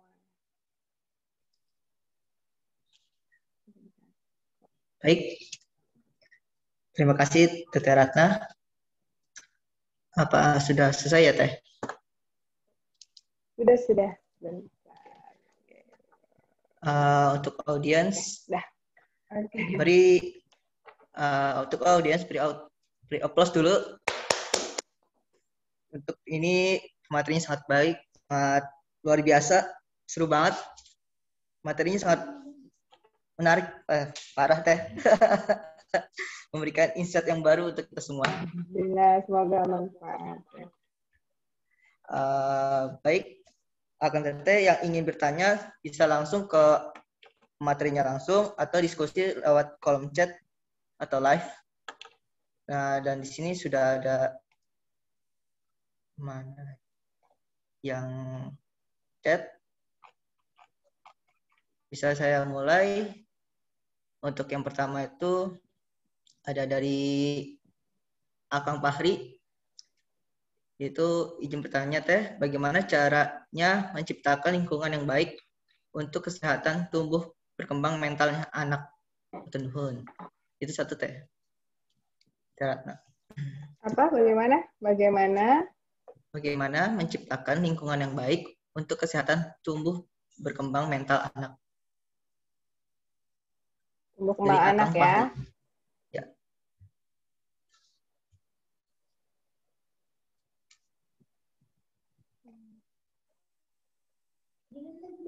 Oke. Untuk tumbuh anak, lingkungan yang baik itu dimulai dari orang tuanya sendiri. Berarti orang tuanya itu sudah menjadi orang tua yang baik, ayah menjadi ayah yang baik, ibu menjadi ibu yang baik, dan jangan lupa ayah menjadi suami yang baik untuk ibu, dan ibu menjadi istri yang baik buat ayah. Nah, ketika anak melihat itu, maka anak akan mencontoh gimana caranya ketika orang tuanya itu berkomunikasi, bagaimana cara orang tuanya itu saling menyayangi. Nah, itu akan menjadi lingkungan yang baik buat anak. Ketika di rumahnya saja lingkungannya tidak baik, ibu dan ayahnya berantem, maka anak akan merasa bahwa itu bukan, ternyata begini cara untuk komunikasi. Oh, ternyata cara komunikasi itu adalah dengan berteriak-teriak, karena ibunya sering berteriak dengan ayahnya, atau ayahnya sering berteriak dengan ibunya. Nah, yang paling penting dilihat itu adalah keluarganya dulu, keluarganya bagaimana, apalagi sekarang pandemi ya, yang akan dilihat 24 jam oleh anak itu adalah orang tuanya. Ketika orang tuanya itu sudah memberikan hal yang baik, maka anak keluar akan menjadi anak yang baik. Ketika dia tahu bahwa, oh itu anak itu pukul-pukulan, berarti saya tidak boleh untuk dekat-dekat dengan itu. Nah, ada anak-anak yang misalnya dia lebih paham kayak gitu. Karena menurut ibunya, lebih baik ketika misalnya ada masalah, jangan pukul-pukulan, diselesaikan dengan komunikasi yang baik. Orang tua bisa mengajarkan gitu, terus ketemu sama orang yang di lingkungannya adalah pukul-pukulan, dia pasti akan menghindari, karena itu bukan tempat yang baik buat dia. Jadi bagaimana caranya untuk memberikan lingkungan yang baik buat anak adalah orang tuanya dulu. Gitu. Gimana Kang Fahri? Gimana Kang Fahri? Iya Teh, cukup. Terima kasih banyak atas jawaban yang luar biasa. Sama. Baik. Ada lagi yang mau ditanya? Ada lagi nih Teh. Selanjutnya dari Teteh Intan. Ada. Dari Teteh Intan 49. Intan. Ya, beliau berkata, saya istirahat tidak cukup, hobi begadang, terus makan tidak berkualitas, kopi dan bobanya kebanyakan, dan sepeda badminton tidak teratur. Terus saya baru tahu rehat itu singkatnya rekreasi. Apa saya anak yang terosius dan sudah harus pergi ke psikolog ya? Teh, saya anaknya kerja-kerja tapi tidak tipes kumaha tuh. Itu satu teh. Sebenarnya nggak harus, kalau misalnya tahu sadar masalahnya itu boba kebanyakan, sadar kopinya kebanyakan, tidurnya nggak benar, ininya nggak benar, ya nggak harus ke psikolog. Udah tahu sebenarnya, berarti yang dibenerin adalah tidurnya. Kalau tidurnya dirasa biasanya pengaruhnya dari apa? Asupannya dulu dibenerin. Kenapa? Kalau asupannya sudah bagus, maka nanti dia akan ketidurnya juga akan jauh lebih bagus. Apa yang kita makan, itulah cerminan diri kita. Gitu. Apa yang kita makan, kebanyakannya gula, kebanyakannya kopi, kurang istirahat, nggak sayang sama diri kita, berarti kan kita seolah-olah sedang zalim sama diri kita sendiri gitu ya. Kalau kita zalim sama diri kita, nanti jangan kaget kalau nanti tiba-tiba blok tubuh kita ngasih satu tanda gitu. Tanda-tanda yang kadang-kadang kita nggak nyadar. Ini tuh sebenarnya pertanyaannya apa namanya? Kok tiba-tiba tubuh kita begini ya? Kok tiba-tiba saya pusingnya nggak kelar-kelar ya kayak gitu. Nah, itu biasanya kenapa? Asupannya. Gimana caranya sih supaya asupan kita bisa kita jaga? Ketika misalnya kita cuman ngatur berat badan tubuh hanya untuk lingkungan, bukan untuk diri kita sendiri, itu biasanya akan lebih sulit. Tapi kalau kita ingat bahwa, oh iya, saya mau di usia 50 tahun saya seperti misalnya, seperti Sophia Lajuba badannya bagus gitu kan. Itu kan akan menjadi, oh iya nih, berarti kalau Sophia Lajuba bakal minum boba nggak ya? Kayak gitu. Nah, itu dulu aja, nggak usah harus langsung ke psikolog kadang-kadang. Karena kenapa nggak harus langsung ke psikolog? Karena paham masalahnya itu adalah dirinya dari asupannya. Kalau misalnya asupannya sudah diperbaiki, nanti lama-lama ke yang lain-lain, misalnya, oh iya saya butuh olahraga, kayak gitu. Di ini dulu aja, sambil ngaca, diliatin nih tubuhnya. Kira-kira puas nggak sih sama tubuh saya ini? Tubuh saya ini aset saya untuk masa depan gitu. Banyak orang yang mikirnya bahwa aset masa depan itu adalah uang. Padahal aset masa depan itu ketika kita sakit, itu jauh lebih mahal dibandingin ketika kita sekarang punya banyak portofolio saham, Bitcoin, segala macam. Itu jauh lebih penting ketika kita sehat. Kenapa? Kalau kita sehat itu kita mau kerja apa aja bisa gitu loh. Nah, gimana caranya sehat? Ya itu tadi, lihat dulu kita nanti 50 tahun, di usia 50 tahun kita mau yang seperti apa? 50 tahun sudah di kursi roda kah? 50 tahun sudah suntik insulin kah? Atau 50 tahun kita seperti Sophia Lajuba yang masih badannya bagus, masih punya semangat olahraga yang bagus. Kenapa? Minum boba tuh enak, minum kopi tuh enak, tapi sesekali. Nah, kalau misalnya sering-sering, yang kasihan itu selain dompet adalah kelenjar-kelenjar tubuh kita, kayak gitu. Nah, baiknya adalah seperti yang tadi yang silent moment itu, sambil kita misalnya pegang ke jantung kita, sambil kita bayangin, oh iya Tuhan sudah kasih kita jantung yang sehat, liver yang bagus, lambung yang bagus, tapi kita kasih dia makan makanan yang tidak sehat, minta maaf sama tubuh kita bahwa, oh maaf, saya jarang memberikan kamu asupan yang bernutrisi, saya jarang memberikan kamu waktu untuk berolahraga, saya jarang memberikan kamu tidur yang baik, saya minta maaf sudah memforsir kamu. Nah, ketika kita di usia mudanya itu tadi dianggap merasa sehat sehingga kita bisa ngapain aja dan akhirnya kita jadinya seolah-olah nggak apa-apa, padahal sebenarnya tubuh kita sedang butuh masa-masanya olahraga. Nih ya, boba, kopi itu enak sekarang, nanti kan dia juga ngaruh ke perutan, ya kan ya, ke apa namanya, nggak cuma ke badan kok, nggak cuma ke badan jadi lebar kayak gitu juga, cuman bisa kemana-mana, bisa ke semua-semua kayak gitu. Nantinya ketika tuh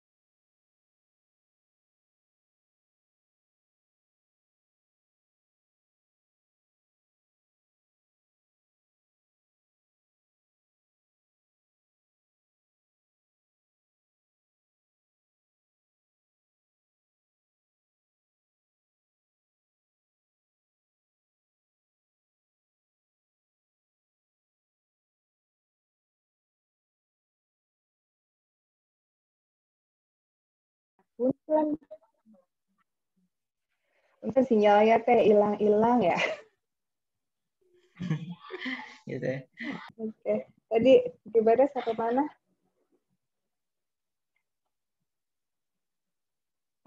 Ada lagi pertanyaannya tadi gimana Mbak Intan? Dah cukup?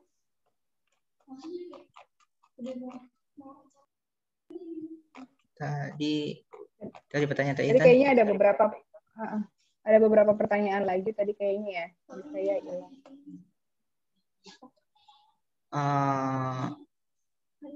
Yang tadi sudah cukup sih Teh kalau tadi pertanyaan itu. Kecuali yang tadi yang belum disebut ya, yang ada tentang yang ya mana? Yang anak apa saya pertanyaannya itu apa saya terlalu serius kerja harus pergi ke psikolog dan saya kerja tapi tidak tipes itu Teh. Terakhirnya. Masih muda, kerja tapi tidak tipes. Tidak tipes. Iya.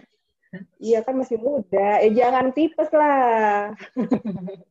Jangan sampai nunggu tipes. Ya, karena kadang-kadang banyak yang tiba-tiba gitu. Ya. Yang lain tadi ada pertanyaan apa tentang toxic positivity? Pertanyaan selanjutnya, kalau yang dari Teh Intan udah kelar sih Teh. Ada lagi Intan dari Intan Maris. Izin bertanya, bagaimana cara menyikapi overthinking? Itu saja. Gimana menyikapi overthinking? Terima kasih. Dipilah-pilah tadi itu masalahnya apa, berawalnya dari mana. Nah biasanya diituin tadi di list masalahnya karena overthinkingnya karena apa. Kadang-kadang kita kan pas mau tidur tuh baru kepikiran semua ya, karena seharian full kerja, seharian full berkegiatan, tiba-tiba pas mau tidur biasanya suka kepikiran, oh ini kok ada yang kurang ya di sebelah sini, ini ada yang kurang di sebelah sini. Nah biasanya itu karena kitanya itu ngerasa maunya perfeksionis, ada yang maunya perfeksionis, ada yang memang kepikiran karena tadi tuh nggak sempat kepikiran, baru keingetan ini nih, karena tadinya hari-harinya udah full. Nah, gimana caranya supaya nggak overthinking? Dibikin journaling itu, misalnya harian, itu bisa, misalnya hari ini tuh ternyata saya ada masalah A. Nah, masalah A ini berawalnya dari misalnya, karena tadi tugas tuh banyak sekali. Kenapa tugasnya bisa banyak sekali? Karena tadi kemarin saya sempat sakit nggak masuk, jadi tugas hari ini numpuk. Kan bisa begitu. Bisa dibikin jurnal kayak gitu. Kenapa bisa ada masalah, bisa ada A, bisa ada B, kayak gitu. Dibikin journaling tentang masalah-masalah apa yang kita hadapi, lalu dirunut masalah apa yang bisa kita selesaikan duluan dan apa yang bisa nanti diselesaikannya nanti nih terakhir-terakhir, tapi bukan berarti tidak dikerjakan kayak gitu. Nah, zaman sekarang banyak yang overthinking tapi mager. Overthinking tapi nggak dikerjain apa-apanya. Jadi akhirnya ya udah overthinking aja, kepikiran aja tapi nggak bisa dikerjain satu-satu. Jadi dipikirin satu-satu masalahnya apa yang paling penting, yang paling mendesak, yang paling harus wajib diselesaikan. Setelah itu baru dirunut yang lain-lain. Ada lagi? Ada Teh. Tapi tadi Teh Intan Maris sudah cukup. Baik. Mungkin sudah cukup. Ya benar. Selanjutnya ada pertanyaan dari Raja Dodi Tota. Saya merasa fitur smartphone atau software makin kesini makin canggih dan harus membantu produktivitas kita. Misalkan ada fitur set post di Instagram buat mengingat webinar, post bermanfaat dan lain-lain. Akhirnya simpan nggak jadi bisa dibaca. Ada alarm Google Calendar bisa mengingatkan kerja teks kita. Saya merasa kok adanya fitur itu, saya malah ngeremehin diri saya dan buat disiplin. Saya merasa lebih disiplin dan tenang waktu masih kecil jauh sebelum ada HP. Dan pertanyaannya, bagaimana mengatasi kedisiplinan saya dan malas di zaman yang serba digital ini Teh? Oke, sebenarnya smartphone ini kan fungsinya adalah alat bantu ya. Sebenarnya fungsi awalnya adalah alat bantu. Jadi membantu kita untuk bisa berkomunikasi lebih baik dengan orang-orang sekitar, membantu membantu kita untuk bisa terjadwal dengan baik. Nah, kalau misalnya memang kita dari zaman dulu sudah disiplin, maka sebenarnya tanpa alat bantu itu pun kita sudah disiplin tergerak secara dengan sendirinya kayak gitu. Jadi kalau misalnya dianggap bahwa kok kayaknya alat ini makin lama makin keren ya, kok kayaknya kita kalah cepat ya. Nah, berarti mungkin fitur-fitur itu ada bukan untuk Anda, kayak gitu. Karena mungkin fitur-fitur itu kalau kita gunakan malah membuat kita menjadi tidak, itu tadi jadi akhirnya menyerahkan semua tugas ke situ. Padahal sebenarnya kalau misalnya kita tidak menggunakan fitur itu, nggak apa-apa kok, saya masih bisa kok bangun, atau inget kok misalnya ada jadwal webinar, ada ini, ada itu, sebenarnya saya bisa inget kok gitu. Nah, kayak gitu-gitu yang bisa ditanya lagi ke diri kita, kita butuh pakai nggak? Kalau misalnya nggak butuh pakai, nggak usah pakai, nggak apa-apa sebenarnya, kayak gitu. Jadi jangan kita yang digunakan oleh alat itu untuk membantu kita, kayak gitu. Diingat lagi bahwa alat itu adalah untuk membantu kita, kayak gitu. Kan akhirnya membuat kita jadi malas. Nah, kenapa fitur itu bisa sampai tercipta? Karena orang-orang yang menciptakan itu tahu bahwa banyak orang yang butuh itu. Banyak orang-orang yang butuh itu, kayak gitu. Nah, kalau misalnya menurut Anda tidak butuh, tidak usah digunakan, tidak apa-apa. Nggak usah takut ketinggalan oleh sesuatu ketinggalan oleh sesuatu hal gitu. Kalau misalnya tidak digunakan ya tidak apa-apa. Kita cuma paham tahu, oh ada alat kayak gini nih, oh ini tuh cara kerjanya begini nih. Untuk tahu aja juga tidak apa-apa. Gitu. Jadi kalau misalnya dianggap kayaknya lebih baik saya tidak usah menggunakan itu, nggak masalah. Cukup? Ada lagi? Ada teh. Baik, gimana Akang Raja Doli Kota? Sudah cukup? Oke, makasih. Selanjutnya dari Akang Ricardo Pranata, izin bertanya teh, bagaimana cara menyadari bahwa kita memiliki toxic positivity? Nuhun. Toxic positivity itu kan bisa dilihat itu dari diri kita sendiri ya. Itu tadi kita dengan kita misalnya, oh ini sebenarnya harus mengenali emosinya itu tadi. Emosinya itu apa yang kita rasakan. Kalau orang sekitar bilang, kita udah tahu nih bahwa ini tuh udah enak banget, ini unek-uneknya harus dikeluarin, nggak bisa ditahan lagi gitu. Tapi orang sekitar bilang, enggak lah, janganlah, tahan aja dulu. Kenapa sih kayak gitu aja harus harus dipermasalahin. Padahal menurut kita itu tuh harus segera disampaikan. Misalnya, Bapak kenapa sih kalau misalnya ke saya ngasih tugasnya banyak, sedangkan ke dia ngasih tugasnya sedikit, kayak gitu. Kan bisa menurut kita ini tuh udah bukan sekali dua kali, tapi udah sering. Mungkin bisa kita dapat dari atasan kita misalnya, karena kinerja Anda tuh lebih bagus dari kinerja teman Anda, kan maka dari itu saya memberikan kerjaan lebih banyak ke Anda. Gitu. Lalu misalnya, tapi kenapa penilaiannya dia lebih besar daripada saya? Misalnya kata atasannya, karena pendidikannya dia lebih tinggi lah. Kalau kayak gitu, saya juga minta tolong dong Pak, jangan kayak gitu, jangan semuanya tugas di saya tapi nilai saya lebih kecil. Tidaknya nilai saya sama nilai dia disamain, kan bisa ada komunikasi kayak gitu. Kalau misalnya ada masalah, saya nggak suka nih ada teman yang ngatain tentang diri kita di sosial media, misalnya kita post foto terus dianggapnya kok gendut banget gitu. Nah, kita merasa sakit hati di situ. Nah, kita bisa bilang, maaf, kalau misalnya Anda tidak suka dengan foto saya, lebih baik tidak usah Anda lihat. Itu bisa kita sampaikan seperti itu. Nah, kalau misalnya yang toxic positif itu, kalau misalnya sebenarnya kita udah ngerasa sakit, kita udah ngerasa marah, kita ngerasa sedih, tapi kita anggap nggak apa-apa, nggak masalah. Itu bukan sesuatu hal yang berat kok, itu bukan sesuatu hal yang harus kita ungkapkan kok gitu. Tapi sebelum kita mengungkapkan hal itu, di latihan diam itu juga dilaksanakan dulu. Penting nggak kata-kata itu dilakukan? Penting nggak itu dituliskan? Harus nggak itu diberikan? Kalau misalnya, ini orang nih setiap kali komen di Instagram nggak pernah komen yang baik-baik nih, komennya selalu aja begini. Nah, bisa disampaikan dengan, tolong dong kalau misalnya komen yang bagus. Tapi kalau misalnya ternyata, kan di latihan diam itu tadi kita bisa lihat nih, oh iya nih di foto ini ternyata baju saya terlalu ngetat, jadi saya terlihat sepertinya sedang sangat gemuk. Itu kan bisa kita, maka dari itu ketika kita sedang merasakan sesuatu, diam dulu, setelah diam sebentar kita rasakan bahwa oh ini penting nih untuk di-post, oh ini penting nih untuk dikatakan, oh ini penting untuk disampaikan, kayak gitu. Baru kita sampaikan dengan cara yang baik, cara yang bijak. Gimana Kang? Ada lagi? Gimana Akang Ricardo? Apakah sudah cukup? Ya, sudah cukup. Selanjutnya dari Teteh Nurul Maulida.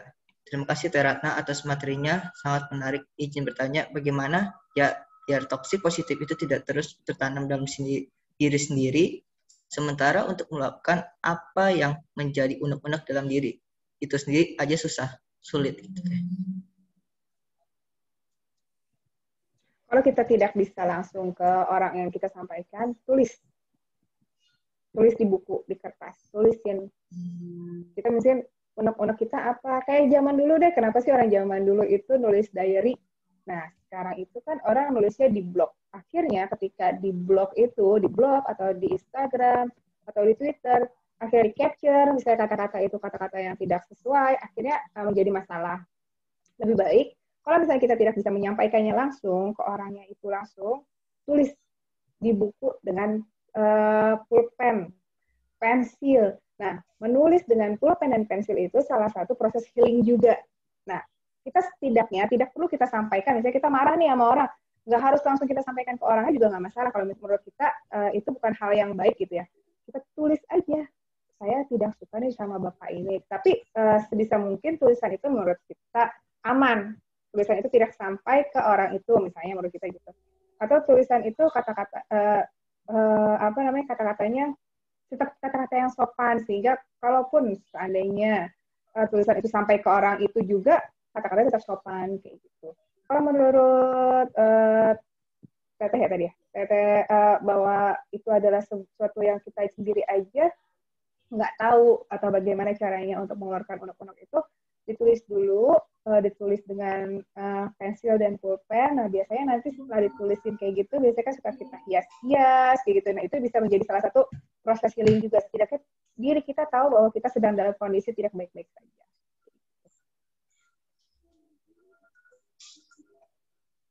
Ya. Terima kasih dari Teteh Nurul. Selanjutnya dari Teteh Nuraini Cita. Teh akhir-akhir ini suka banget nangis, tiba-tiba ada sensitif atau baper. Kalau ditanya kenapa, nggak tahu kenapa Teh. Biasanya nggak begini Teh sebelum-sebelumnya. Aku lagi kenapa ya Teh, gitu Teh pertanyaannya. Biasanya kalau misalnya nangis tiba-tiba itu biasanya adalah ada satu masalah atau suatu perasaan yang dipendam. Itu kita tidak tahu kenapa, karena itu dia, karena sudah lama dipendam, sudah tidak sampai kita nggak tahu nih akarnya itu sebenarnya apa sih gitu. Silent moment tadi itu, entah silent moment, entah latihan diam itu bisa membuat kita sadar sebenarnya masalahnya di mana, apakah ujungnya, akar dari masalahnya apa. Yang harus ditemuin itu adalah itu akar masalahnya apa. Kalau kita nggak tahu, coba dirunut-runut lagi sebenarnya kenapa ya, apa ya. Yang harus dibedakan, kalau perempuan biasanya ada hormonal, entah hormonal mau menstruasi, sedang menstruasi, atau sedang hamil. Nah, itu biasanya yang menyebabkan akhirnya mempengaruhi kesedihan, kayak gitu. Harus dicek dulu apakah sedang mau menstruasi, atau sedang hamil, atau memang sebenarnya masalah ini adalah masalah-masalah yang dari sudah sekian lama. Gitu. Dilihat dulu masalahnya apa. Masalahnya apa saya juga nggak tahu. Kalau nggak tahu, direnungin lagi, dilihat ke dalam. Coba ditanya lagi ke dalam dirinya sendiri, apa sebenarnya yang menjadi kesedihan dia. Apa yang sebenarnya menjadi masalah saya ya selama ini. Kenapa saya sedih terus ya? Kenapa saya ngelihat gini? Bisa jadi bukan sedih karena terharu. Bisa jadi karena saat ini memang kondisi pandemi begini sedang nggak bisa kemana-mana, tiba-tiba ada kabar duka datang dari yang sana, dari yang sini, tiba-tiba kita mendengar dari yang B ada kabar apa, tapi kita nggak bisa sampai ke sana, itu juga bisa menjadi salah satu kenapa kita sedih gitu. Karena kan pandemi kayak gini, kita nggak bisa sering-sering ketemu orang, komunikasi hanya bisa lewat WA, Kadang-kadang kita cuma bisa ngelihat lewat status, oh kondisinya dia lagi kritis, atau oh kondisinya dia lagi ini. Bisa jadi karena kayak gitu, karena kondisi-kondisi yang tiba-tiba banyak berita-berita yang sekarang ini kok tiba-tiba banyak banget yang bikin saya sedih. Nah itu bisa jadi dikumpul di dalam hati, tiba-tiba nggak bisa dikeluarin, terus bingung sendiri. Ini tuh ternyata karena apa ya? Ini kenapa ya? Padahal mungkin karena terlalu ada banyak berita-berita sedih, ada terlalu banyak hal-hal di sekitar kita ya akhirnya membuat kita ngerasa apa namanya berduka kayak gitu. Nah bisa dengan cara pertama adalah coba off dulu sosial media. Setelah itu tanya dulu ke diri sendiri sedihnya karena apa. Kalau misalnya memang karena hormonal, berarti ya tunggu sampai hormonnya selesai dulu. Tapi kalau misalnya memang karena berita-berita itu kan kita bisa tahu, oh iya karena si kemarin ternyata temennya apa namanya sahabat saya ibunya meninggal bisa kayak gitu, tapi saya nggak bisa ada di sisi saya kan bisa juga kayak gitu yang membuat kita akhirnya sedih. Kayak gitu. Gimana? Ada lagi pertanyaannya, Kang?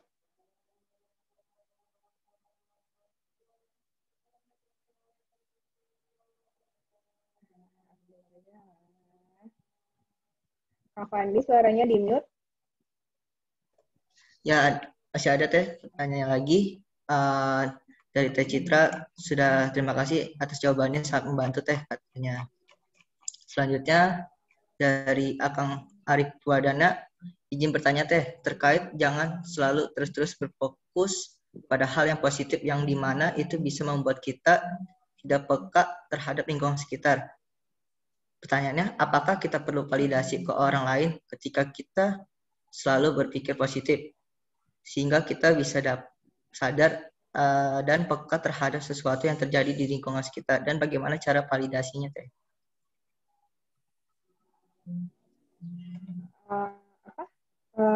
Gimana? Yang validasi ke orang untuk toxic positivity itu lebih peka. Iya. Jadi apakah lagi kalau misalnya diulang ya Teh, maaf. Kita perlu validasi ke orang, ya.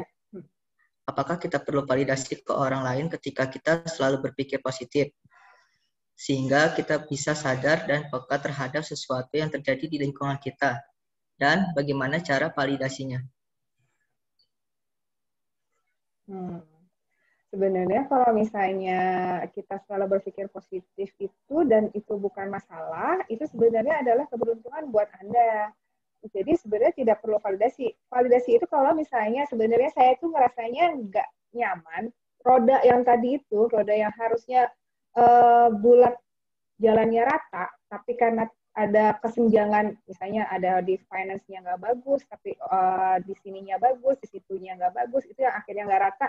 Nah, itu yang harusnya tidak boleh toxic positivity. Tapi kalau misalnya roda kita sudah berjalan dengan lingkaran yang benar, maka sebenarnya bisa jadi bukan masalah kita nggak peka, tapi bagaimana cara lingkungan kita membesarkan kita. Ternyata memang lingkungan kita membesarkan kita dengan cara yang baik, dengan cara yang positif. Tidak perlu kita sedih-sedih mikirin orang, tapi kita langsung bantu orang, sehingga kita tidak ada pikiran, tidak overthinking gitu. Atau misalnya bisa jadi itu memang perasaan-perasaan yang misalnya setiap hari memang Anda rasakan, setiap hari Anda dididik dengan cara begitu. Jadi tidak perlu khawatir kalau misalnya lingkaran tadi Anda merasa sudah nyaman, Anda tidak merasa ada masalah. Tapi kalau misalnya Anda kayaknya nyaman, tapi ternyata sebenarnya di hati itu nggak nyaman, nah itu yang harus divalidasi ke orang lain. Tapi sebenarnya lebih baik validasi itu pertama-tama adalah ke diri kita sendiri. Kalau kita akhirnya menyakiti orang lain atau kita disakiti oleh orang lain tapi kita ngerasanya nggak peka, nah itu baru kita butuh validasi. Tapi kalau misalnya ya emang hidupnya jalannya baik-baik aja, semuanya positif, semuanya saya anggap enggak kok, dia baik kok sama saya, yang ini dia orangnya baik, saya punya lingkungan yang baik, nah itu berarti Anda punya keberuntungan kayak gitu. Nah tidak semua orang punya keberuntungan seperti itu.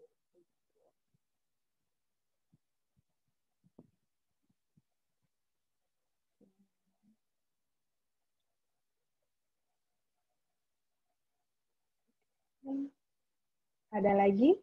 Ada dari Terani ini ya.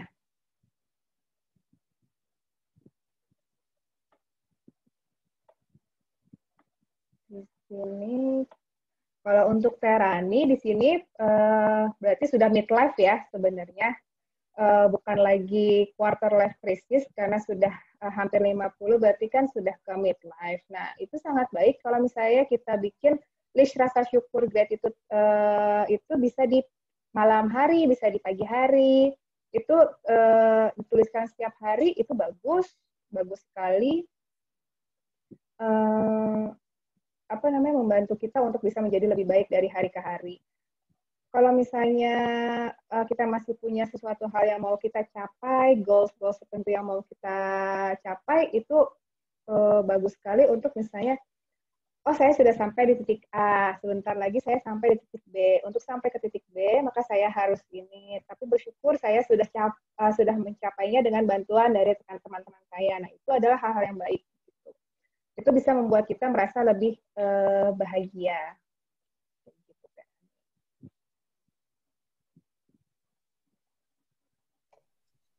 Baik, dari Terani, apakah sudah cukup?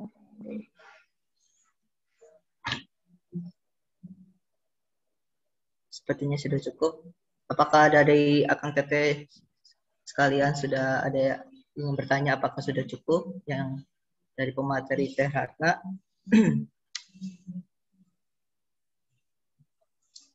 Mungkin sepertinya sudah cukup ya Teh ya. Tidak ada yang merespon karena sudah memahami materi dan sekaliannya. Udah zuhur ya. Iya, udah jam 12. Pas banget. Baik, mungkin saya bisa menyampaikan kesimpulan ya Teh untuk mengakhiri pematerian ini. Sehat adalah kesejahteraan mental, sosial, dan fisik. Kesehatan mental, kondisi kesejahteraan yang disadari individual.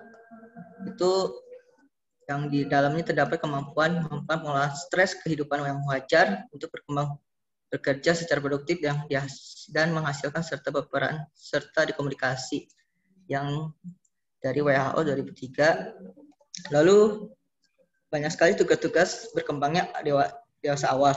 Quarter life crisis itu di mana periode seseorang keluar dari zona aman sekolah atau universitas yang menuju dunia nyata atau kerja, yang berkisaran usianya 18 sampai 30 tahun dan di mana akan mengalami ekspektasi realita,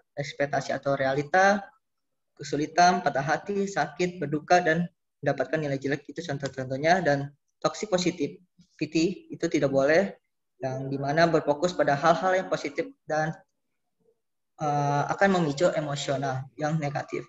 Dan terdapat ada 4 fase. Yang fase pertama itu merasa terjebak dalam beberapa untuk komitmen. Yang kedua, isolasi diri atau menarik diri. Yang ketiga, merenungkan perencanaan. Yang keempat, menjelajahi kegiatan kelompok sosial atau peluang karir baru. Dan di sini ada strategi apa yang harus dilakukan pada mengalami fase quarter life crisis, yang ada 14 strategi, yaitu banyak sekali yang bisa saya sebutkan. Istirahat yang cukup, mengkonsumsi makanan, minuman yang berkualitas, tidak mengkonsumsi kafein berlebih, alkohol, rokok, dan zat aktif, dan memperoleh aktivitas fisik secara teratur, rileks dan sehat, memicu banyak yang teman positif, kegiatan spiritual, lakukan satu persatu, dan membuat daftar masalah, mengenali emosional, menyalurkan emosional, latihan diam, silent moment, dan terakhir memperoleh bantuan profesional, baik dari psikolog dan segala macam.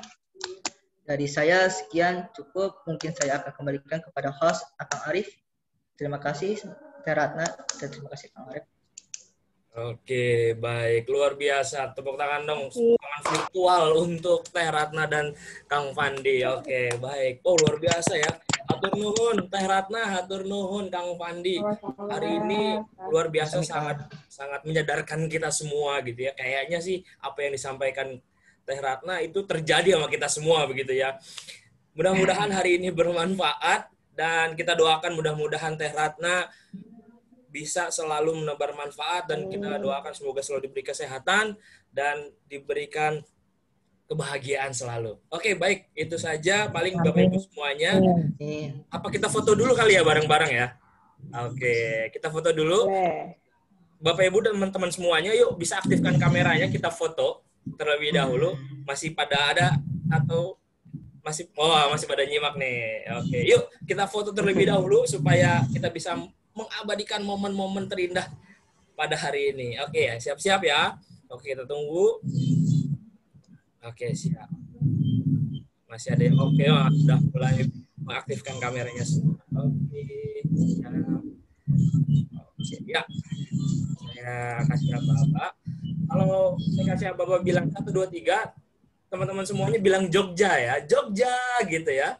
Oke, siap. 1, 2, 3, Jogja. Ya. Nah, saya ini lagi ya. Oke, yuk, sekali lagi yuk. 1, 2, 3, Jogja. Jogja. Oke, baik. Terima kasih Bapak Ibu semuanya. Kalau tadi diawali dengan sebuah pantun, saya akan mengakhiri dengan sebuah pantun. Apa itu? Putri Titian temannya Aura Kasih. Cukup sekian dan terima kasih. Wabillahi taufiq wal hidayah. Wassalamualaikum warahmatullahi wabarakatuh.